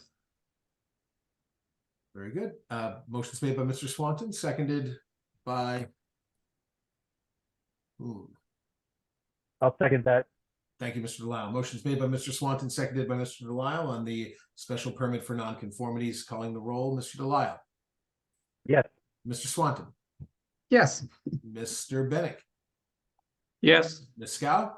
Yes. And I vote yes. That's 5 in the affirmative. The ayes have it. Motion carries. Special permit for nonconformities is approved. We have a motion and a second on the special permit. Use 109, allow an in-law apartment. So moved, Mr. Swanton. Mr. Swanton on the motion, and the second. Second. I'll second that, Mr. Mr. Delisle. Delisle. Very good. Motion's made and seconded. Calling the roll on the special permit to allow an in-law apartment. Mr. Swanton. Yes. Mr. Delisle. Yes. Mr. Bennett. Yes. Ms. Scow. Yes. And I vote yes. 5 in the affirmative. Ayes have it. That motion carries as well. The special permit and the special permit for nonconformities are both granted. Thank you, Attorney Mead, and good luck. Thank you very much. Very good. All right. So moving to our last application this evening, and for those that are waiting patiently to be heard, thank you for your patience. This is the application of Joel and Meredith Lubacek, and forgive me if I mispronounced that, care of Lisa Mead, Tellerman, and Costa LLC. The application is 8 Jefferson Court, and this is a variance application. The variance for a front yard setback for an addition of an attached garage with a new front entry and a mudroom. May we hear from the applicant, Attorney Mead? Thank you, Mr. Chair. Lisa Mead, Tellerman Costa, 30 Green Street in Newburyport, on behalf of Joel and Meredith Lubick. And with me this evening is Eileen Graff, who is the architect on the project, and my colleague Ben Roberts. This is for the project at 8 Jefferson Court. Next slide, please. So Joel and Meredith proposed to construct an addition which includes an attached garage with a new front entry and mudroom on their home. The proposal requires a variance because, as I'm going to show you shortly, the only place to construct the addition is within the front yard setback. And really the only place to have constructed the house is where the house is as well. As you'll see from the plans, Joel and Meredith proposed to do a number of things to improve the exterior of the home with modifying windows and doors and adding a dormer. But really the reason we're here this evening is for the variance. The house does have an existing nonconformity of 12 feet of frontage where 125 feet is required. Otherwise, the property and the house comply with all of the other dimensional requirements of the R1 district. Next slide, please. So on the this is a site plan. On the left-hand side is the existing conditions. On the right-hand side are the proposed conditions. Part of this site plan, I'm going to say to you, is created and it's helpful for you to see the resource areas. This was also used in the Conservation Commission. The Conservation Commission has issued an order of conditions and have approved the proposal as presented. So if you can go to the, if you can kind of blow up the right hand, the proposed conditions, I think it's just easier to look at. Thank you very much, Caitlin. So what you can see is the existing structure in the middle that's kind of shaded. There is a covered entry, which you'll be able to see on some photographs and on Eileen's existing conditions plan. And you can see that kind of beigeish, peachish addition that goes in the front. That's proposed to have the garage with the mudroom attachment. There is a expanded deck in the back, which is doesn't count against any of the requests that we have here, but we show it obviously. And what you're going to be able to see shortly is also the topography that exists on this property, which is pretty dramatic as it runs to the river. I think what's also evident here and will be very evident when you see the MyMaps is the very odd shape of this lot. And you can see that it runs out to the river. There is a inlet that's on the left. And then on the right, you can see as it runs east, there's this kind of finger triangle that pokes out. And then as it gets up to Jefferson Court, it jogs back in, which is where the frontage ends. And it has a bit of a curve to it along Jefferson Court. So I just wanted to go over the site plan with you. The next slide, please. And here is kind of a more real view. It's the MyMaps view. It gives you a picture also, which we're going to show you in a little bit, of the other houses on Jefferson Court, many of which are right up against the street for obvious reasons as you look at them, and because the resource areas that exist. You can see here the odd shape along the banks of the Merrimack River. Obviously, these natural conditions of the land aren't anything that were created by this applicant or any prior applicant, and existed long before the 1940 adoption of zoning in the city of Newburyport. But this outlines the shape of the property. It shows you the resource areas, as I indicated also on the prior plan are shown, but obviously you can see the river, and I'll talk about the front yard, the riverfront setback requirements and the FEMA floodplain requirements in a little bit. Next slide, please. So the proposal is to add 246 square feet of living space and 364 square feet of a single car garage. which would make the proposed new front yard setback 14.2, where there is currently 31.2 and 30 feet are required. So it goes in just about not quite half of the required front yard setback. So there's still ample room in front of the house to the edge of the property to Jefferson Street. And it's a single car garage, I might add, not a 2-car garage. And as I'm going to show you in a little while as well, many of the houses, actually all of the houses on Jefferson Court, have garages. And if you look at the R1 district in its entirety, which includes much of the property west of Turkey Hill Road and another area of town, further down Merrimack Street, there are almost every house has a garage. But in any event, we'll go over that in a moment. Next slide, please. So with that, I'm going to turn it over to Eileen to review the architectural plans. Right. Thank you, Lisa. Good evening, Mr. Chair, members of the board. So I will let Lisa continue on sort of our positioning of the addition. But if I could speak to start with, speak to the addition itself, addition and renovation. So what we're looking at here is the elevation. Top drawing is the elevation of the street. As you can see, it's mostly roof. That little bump that you see with the 4 windows, that's the current front entry. And so what we're proposing to do is, with this addition, as mentioned, it's a 1-car garage and a front entry mudroom connector. And what you're seeing in the bottom left drawing is actually as if we're cutting through the building. So if I could talk through this, we're cutting through that connector piece. And as you can see, we have just at the first floor level, we're going to have that mudroom, powder room entry, but then there's a little bit of roof volume that we will grab because any kind of storage is just coveted. So that's what you'll see at the top level there. And then below that mudroom entry space is some storage area, again, grabbing any kind of storage we can, but that area will be accessed from the left side of the property. On the left side is where the septic is, and we'll go to the site plan and we could point that out. But there's a lot of elevation change that begins on that side. There's a retaining wall currently, basically on the back side of this addition.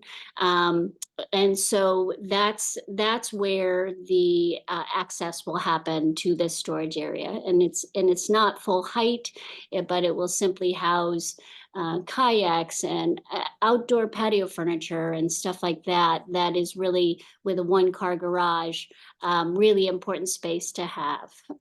So what I can also touch on is the other changes that are happening to the existing house, which is the dormers at the upper level.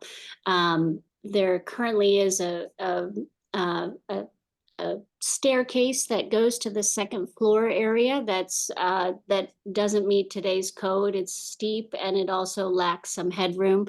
So that dormer allows us to access the 2nd floor with comfort and meeting code. It also adds a little bit of headroom as well to the existing bathroom up there. So that's what you're seeing under that gable there.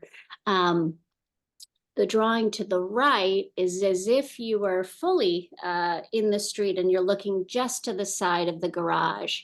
But if we can actually just roll to the next slide, and we'll see these. I had separated them because it's easier to see where when it overlaps. So here is the 2 merge, and this is truly as if you're just standing and seeing it straight on. So you could see some of it overlaps to the existing house, but you know, simply adding some roof detail.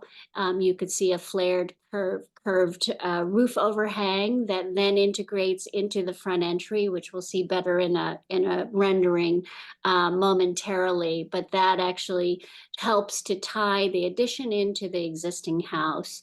And with that dormer introduced on the top level, on the roof level, it also adds to adding some scale into this, what I consider a sort of very vast a long roof plane, and so this helps break down that scale by bringing in some of these details. And if we can go to the next slide, we'll start to wrap around the building.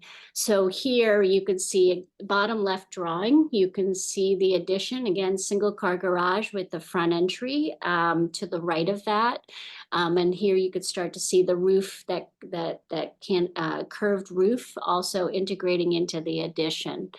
Other changes that are happening are just to the window layout, window and door layout. So you start to see some of that happening on this gable end facing downtown.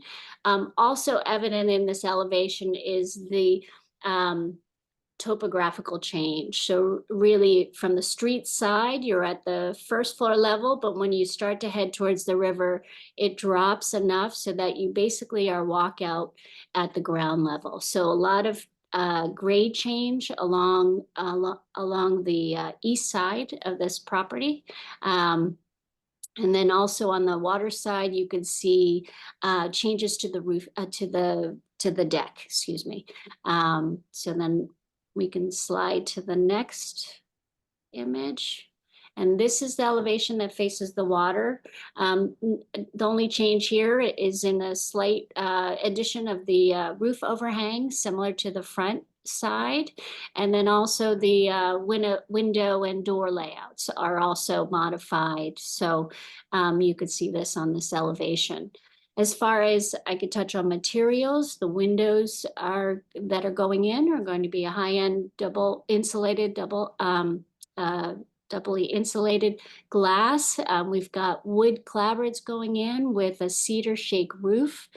So nice quality materials to sort of update the home, and also to start to bring in some of these more. We'd like to sort of bring the house up to date and sort of give a nod to its location as far as its waterfront location. So sort of bring it to more of a coastal feel with some of the detailing. Now, if we go one more slide. And here, this is the elevation that's facing, I would say, towards the chain bridge, and minor changes there. What you're seeing, actually, just I'll bring up, you see the dashes. The inside is a timber frame. So most of that volume, while it's a big roof there, that's all one big space in particular on this end of the house. But on this elevation as well, you could start to see where I was referring to that lower level storage, and you could see that double door below the entry area, and then the back side of the garage there. But likewise, this is the side that you are going to feel some of that grade change. It's also the septic side, but there, in particular, this side has a significant grade change. This actually leads to an old boat launch, which we'll see on the site plan, but it's in particular lower at this side in order to access that boat launch. And then one more slide. And here's the rendering to help pull it together as best as possible. It's hard to see in the 2D drawings, but here you could see how the addition integrates with the main house, again, trying to bring some detail, some scale to it. What we like about this is that it stays compact in its design. It helps preserve some of the view corridors for the neighbors. In many ways, when you drive up the street, this is more of the front elevation, really the side, because that's the way the street sort of approaches the house. So we like the way this is sort of a welcoming turn as you come up at Jefferson Court. But again, keeping it one story felt appropriate to scale. There's as mentioned, other garages, but in particular, there's even on the next property has a single car garage similar to this one. So we try to maintain and keep that sort of street level scale in the front. I think that that's it. I think it goes back to Lisa. But if there are any questions that the board may have, I'm happy to answer to that. Thanks, Eileen. Attorney Mead, were you I'll taking it back to continue on. continue? Sure. Great. Thank you. So now we have some photographs, just so you can see the existing conditions. So here's a view from Jefferson Street. It's about where that rendering was that Eileen was just talking about. So you can see the grade change in the back right there in front of the car. And then you see that little bump out, which is the entry right now. Next slide, please. And here is from the front of Jefferson Court after you kind of turn, there's a little curve in the street there. And that's the front of the house right now. And you can see the roof line that Eileen's trying to break up that massing. Next slide, please. And then here's the left side of the house, and you can see as it goes down to that boat launch. I will add here, and Eileen pointed something out that I didn't point out on this site plan. Jefferson Court is the only location in the city now, I'm pretty sure I'm safe on saying that does not have sewer. And all the houses on Jefferson Court, because of the ledge in the street, are on septics. And so the septic for this house is located in this area right here. And so one of the things that we looked at was the possibility of putting an addition garage, because it doesn't really start to drop off till the back on this end of the house and not have to get into the front yard setback, but we can't because of the septic system, and the septic system may not go any closer to the river and cannot be located on the other side of the house because of the ledge and because of the topographical changes. Next slide, please. And again, here's the left side of the house. Again, that's that retaining wall, if that's what you want to call it, that Eileen was pointing out. Next slide, please. And here's again the left side of the house and the slope towards the river. Next slide. And here's the left side slope again. Next slide. And then that's down closer to the river. Next slide. And here's the rear of the property. I'm going to talk about this when we go through the hardship, but you may not, under the Wetlands Protection Act and under the floodplain requirements, where this house is located, you may not build any new structures closer to those two natural resource areas than the existing structure. So nothing could go in the back of this house. Next slide, please.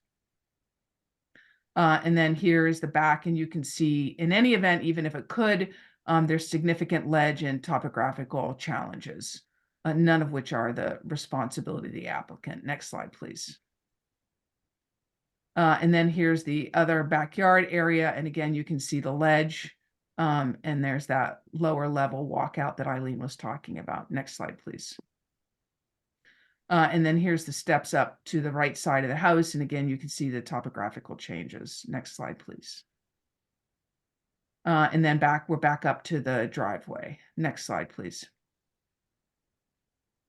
So to go through the criteria for the variance, so first of all, there's a hardship related to the soil condition, shape, or topography of the land. That's the first criteria.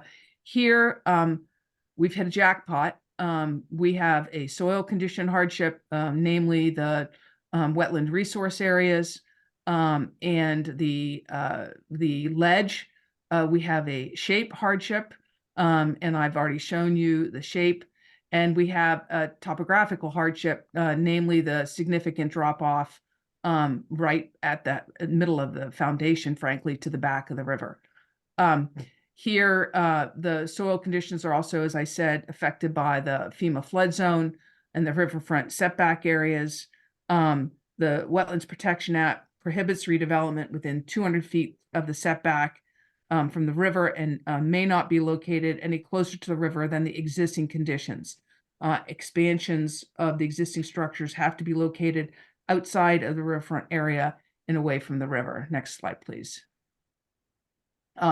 Additionally, and so I just went over this, the next slide, please. That's also codified in the Newburyport Wetlands Ordinance. Next slide, please.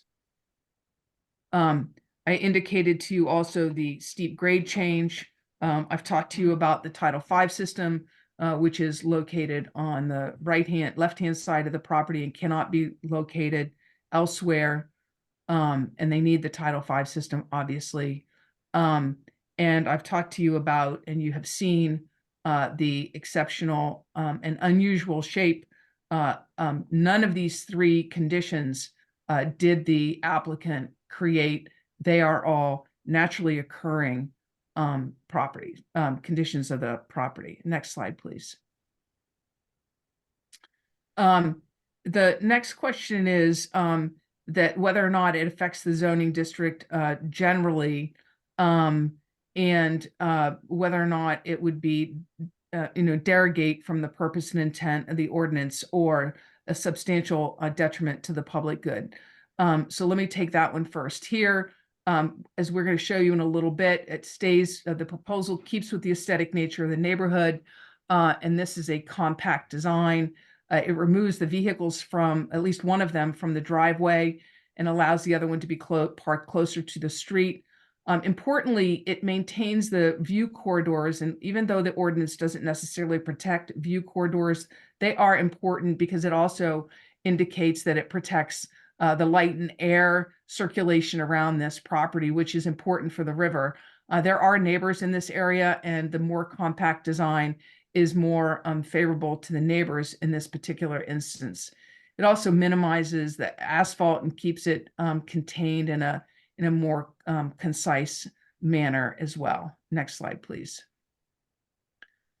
Does it derogate from the intent and purpose of the ordinance? No, not at all. It continues to lessen the congestion in the streets by, adding an additional parking space that's undercover. It helps protect the property from flooding and the neighborhood from flooding by constructing the garage actually in the setback, which is up out of the floodplain for sure. It helps preserve the open space on the property and allow for drainage. So it's certainly consistent and doesn't derogate from the intent and purpose of the ordinance. Next slide, please. As I said before, it is a naturally occurring unique shape, and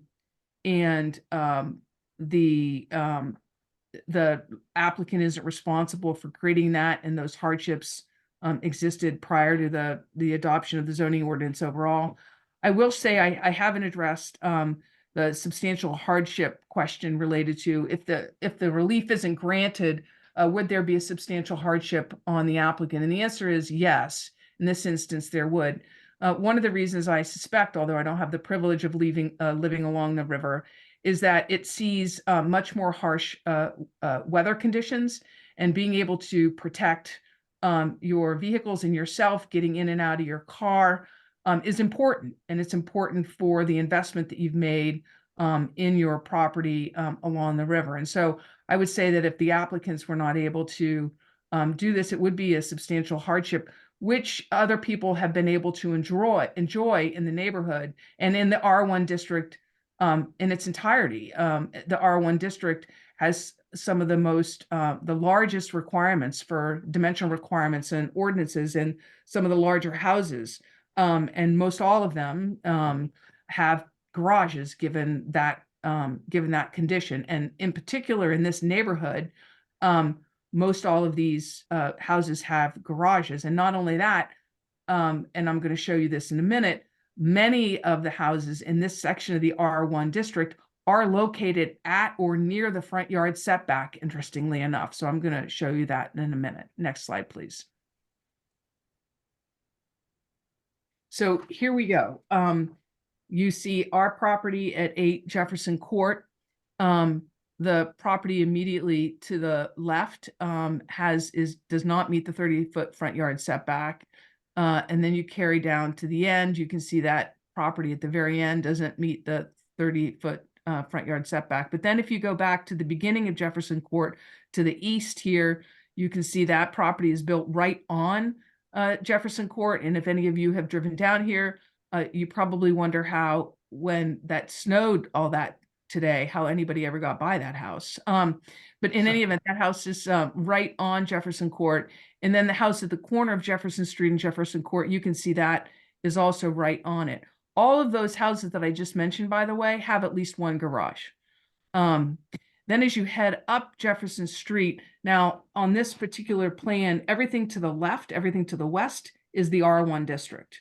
So you see the house at the corner of Lancey Court and Jefferson, which is built right on the corner, which does not meet the setbacks. And then the house on the opposite, the southern side of Lancey Court does not meet the setbacks.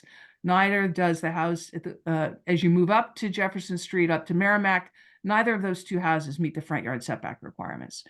So the fact that we're asking to have this located within the front yard setback is entirely consistent with this, this area, the R1, and in particular, the neighborhood, and certainly would not be a special privilege to this particular applicant.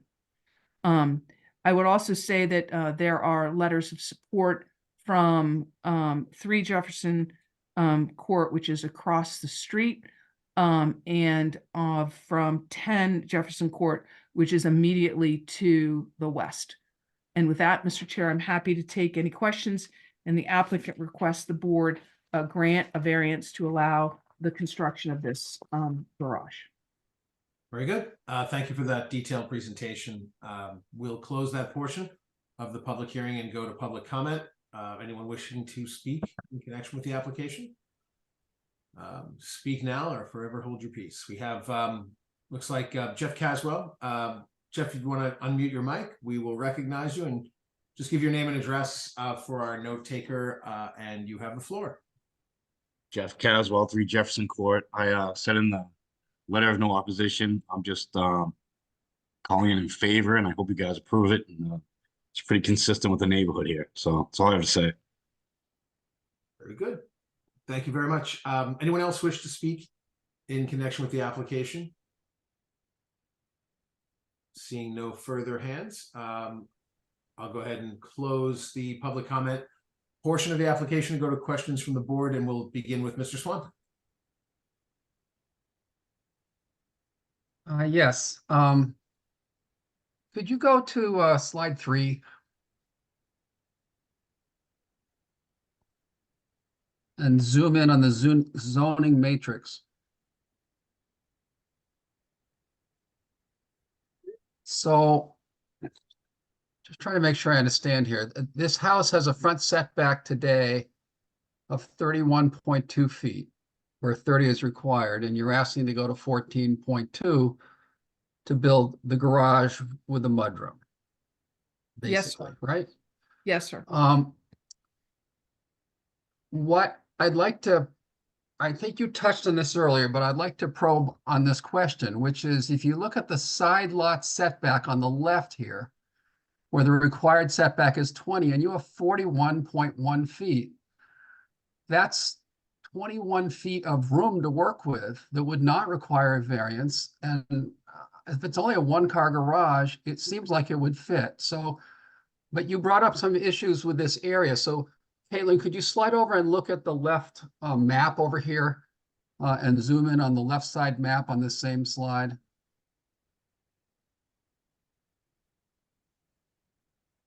The left one, the left, not the right one, the left one, because the left one has the notation about the septic system.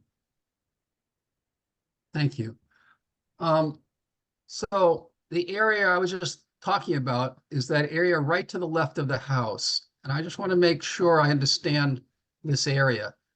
It's not in the floodplain if I look at this map, because I guess that floodplain is that dotted line. Is that, this is so small I have a hard time seeing it, but that floodplain I assume is the dotted line. That's, yeah, that's the zone X and the zone AE. That's correct. So the area to the left of the house is not in the floodplain. You also mentioned the Conservation Commission, and I have a lot of respect for them. I used to be on a Conservation Commission. They do not want you building closer to the river than the house is. You could not build behind the house, although you are putting a deck there, I noticed. But to the left of the house, that's not excluded by the Conservation Commission, is it? So there's the 200-foot riverfront area requirement, and I might want to look at the next slide over for that. But may I just add a few more details, Mr. Swanton, related to this? So the septic field location is on that left-hand side, but in addition to that, there is that grade change that goes down there. And so the septic field includes the leaching field as well as the other parts of a septic system. And so you can't build on top of that, and you certainly can't excavate into it. So the septic field is not just at the front, but goes down to the corner of the house as well. So Caitlin, could you just blow up that area she's talking about where it says the septic area down there? Because could you indicate a septic, I mean, I used to have a septic system. There's a septic tank and there's a leaching field. Could you indicate where these things are? I can't tell you where the tank is for sure, but Eileen, you spoke to the engineer a little bit about this. Can you provide any more detail on the location of the field and the tank? I can. So if we were to look at that number that you could see, that 41.1 in the corner, I would say the front left corner of the house, exactly. Yep. So it's really based off of that corner, and it was, I want to say from the drawing, it was approximately maybe 5 feet off that corner, where you start to have septic related objects, I'll call it. So the idea of attaching on the left side of the property, and I do understand what you're saying. You see that 41 feet and you're like, okay, I could add there. But the problem is, because of the septic, we can't approach that 1-car garage because we can't drive over it. We can't, and the elevation changes, et cetera, was a challenge. So so that's the difficulty in going to the left. And while we are beyond in that location, the flood zone, it was still very much discussed that there is some I'll call it benefits for the conservation, that we were staying behind the structure. Behind meaning on the street side of the existing structure, because it's keeping the water flowing naturally in its current paths. And so that was part of the advantage. And I am recalling, like, if we wanted to go to a photograph, it does show some of that septic information, because they were doing some exploratory digging in one of the photographs, and that might help Mr. Swanton to see it in relation to the house and its current location. Maybe one more down, Caitlin. Yes, a little bit, and there it is. So that's just to the left of that corner, and that's where you start to see some of the septic components there. I don't see that in this photo. You see them? Yeah, you see the dirt. Yeah, the dirt area. They were exploring that area as to the limits of the septic. Okay. The part I don't understand, I mean, this house was purchased, I believe, from the assessor's document there that's in your submission. It was purchased like 5 months ago, I think, September of 2023, for $2.75 million. And you're showing us a very large, improvement to the house. And by the way, I went down this road today. This is a absolutely beautiful site. I had never been down this road in Newburyport. What a beautiful site. So I understand the attractiveness of this location. What I'm struggling with is, I know a very large investment is being made here to buy the house and to make the improvements. And having lived for much of my life in towns with septic systems, I know it's possible to move them. And they're in a low location right now near the river. Why not put the septic system up on the front lawn on higher ground, further from the river, and put the garage over on the attached to the house on the left side? You would not need a variance. I think I can address that a little bit. And I don't know if you're going to be able to address this at all, but I wonder if because the engineer talked about moving it as well, and I believe that there are some ledge issues in front of the house as well, which is why the septic system is located where it is. And Eileen, am I remembering that incorrectly? No, that was correct, Lisa. Right. That's correct. And the owners also, I don't know if this is helpful too. I mean, there aren't a lot of areas to work with. And as far as that septic location, and that's the challenge is, elevation wise, et cetera, they're just, ledge, there's just a lot of conditions that are locating that exactly where it is.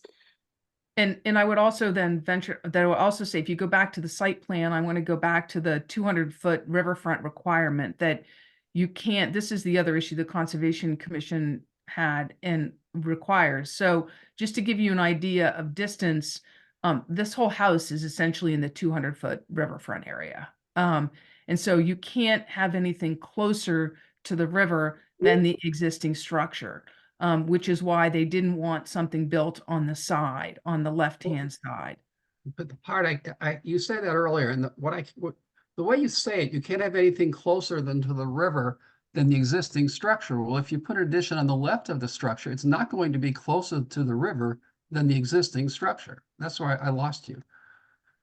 Yeah, but so within the 200 foot. So so you'd have to be on the opposite side to get it out of the 200 feet, right? And they want the water flow, if you will, to be able to go around the structure and down and not have it splashed. They called it something else. No, what do they call it? I'm not going to say the right word. Have the water splash to the opposite sides. So they want that water to flow down along the existing foundations, if you will, and not make it divert elsewhere to the other sides. Okay, I mean, you have a 41-foot width there, and if you take less than half of it to put a garage on, why wouldn't the water just flow down the rest of it? I'm not a member of the Conservation Commission, Mr. Swan. Well, I understand. Telling you there.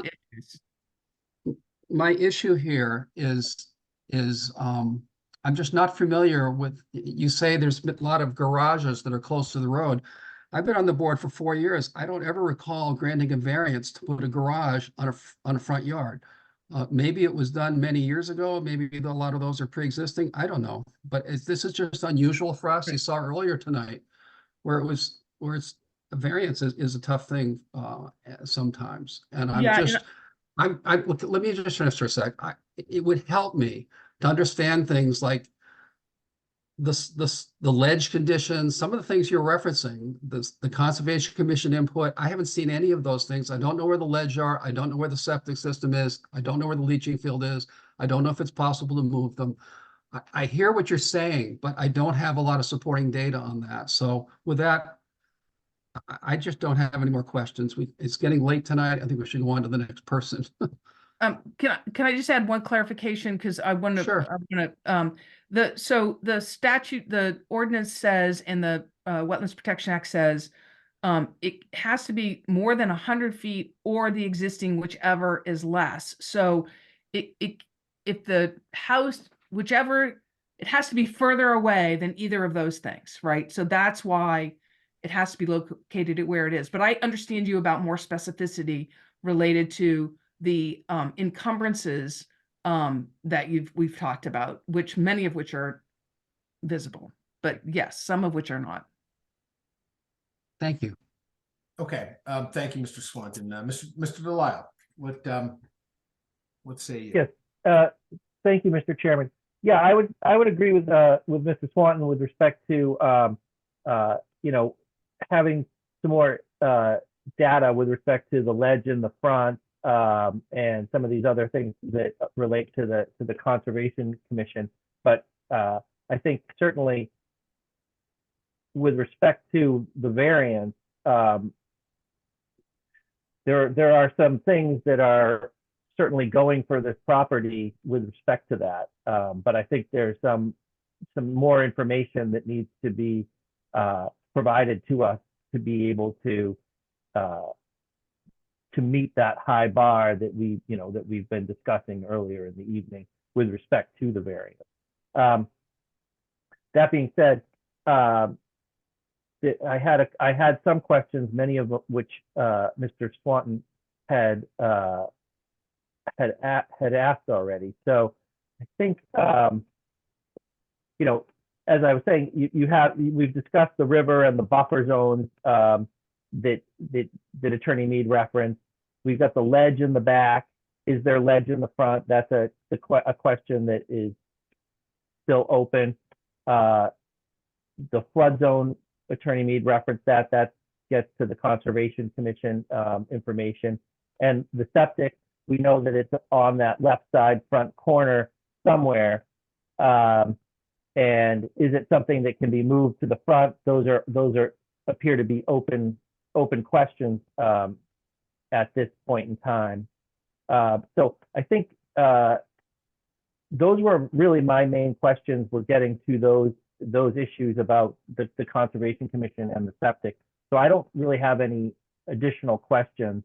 Like I said, I think there's a lot that's going for this application right now. I think we just need some more information.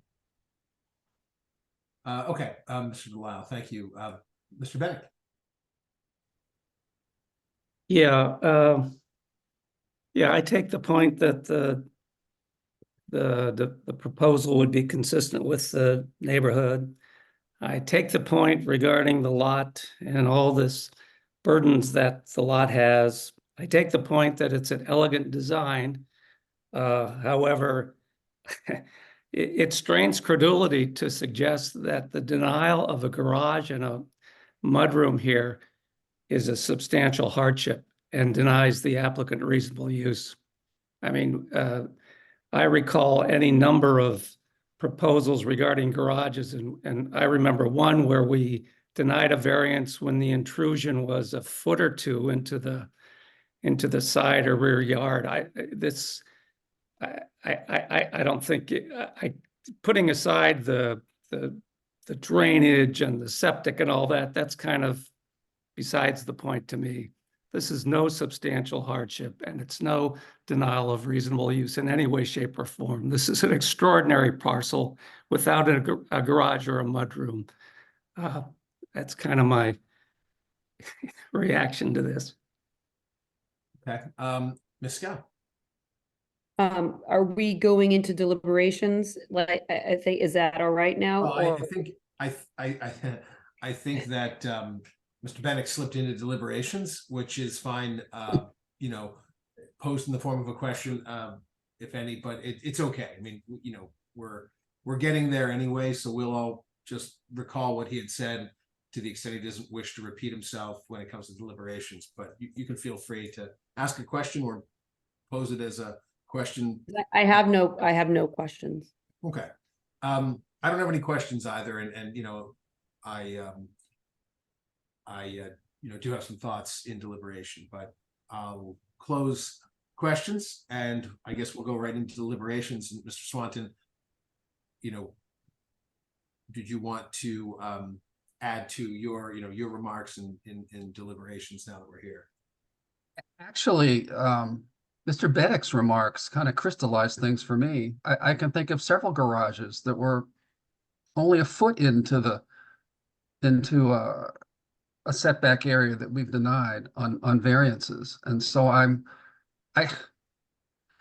perhaps I got lost in the weeds. Perhaps it's the late hour. Perhaps I flew in from California fairly recently here. But I think Mr. Beddick said it really well. And I am struggling with supporting putting a garage in the front yard for this property. I can't support this variance application. I think Mr. Bennett just crystallized it for me. All right, thank you. And Mr. Delisle. Thank you, Mr. Chairman. As it stands now, I don't think I could support it either. I'd have to see more information, as I had sort of suggested during my not question. But for me to support this, I'd have to have more information. Okay, thank you, Mr. Delisle. Mr. Bennett, do you want to I summarize have your I have nothing deliberation? else really to Okay, that's say. fine. We all remember, you know, your commentary. I do. Ms. Scott. I guess I would say, well, I think it's an absolutely beautiful design and it looks wonderful Yes. and it is a great lot. I think that I have to agree with Mr. Bennett. I just don't see not having a garage as a substantial hardship. I don't have a garage. I mean, because I live in an old house and you know, the same kind of setback issues as apply to everybody in town apply to this lot, even if there are, you know, interesting and unique conditions with the lot itself. I don't think that not having a garage is depriving anybody of reasonable use of the property. And so I would be inclined not to support the application. So, Mr. Chair, Yes. I'd like to request a continuance. Because I think there's a couple things that we can clarify. I think that the standard about depriving the applicant of reasonable use and substantial hardship can be teased out a little bit. I think that we're talking about that in too narrow of a fashion, and I'd like to provide the board with some support on that. And so to that end, I'd like to request a continuance. I think that in order to get the information you need, I request a continuance for your first meeting in March. I believe I will be away. No, wait a minute. What's the date of our first meeting in March? Does anybody have the calendar? Caitlin, do you happen to know? It's on March 12th. March 12th. I will be away that meeting. So then I think we would need you, right? So what the second meeting in March is? I'm certainly, I'll be available in the second meeting. Yep, Okay. March 26th. Okay. So we'd like a continuance to March 26th. March 26th. Okay. Thank you, Attorney Mead. All right. So we have a motion by, do we have a motion to grant the applicant's request for a continuation to March 26th for a continuance on the 8 Jefferson Court variance application, and a second? I'll make that motion to continue the variance hearing for 8 Jefferson Court to the meeting of the evening of March 26, 2024. Thank you, Mr. Delisle. And a second. Second, Thank you, Ken Mr. Swanton.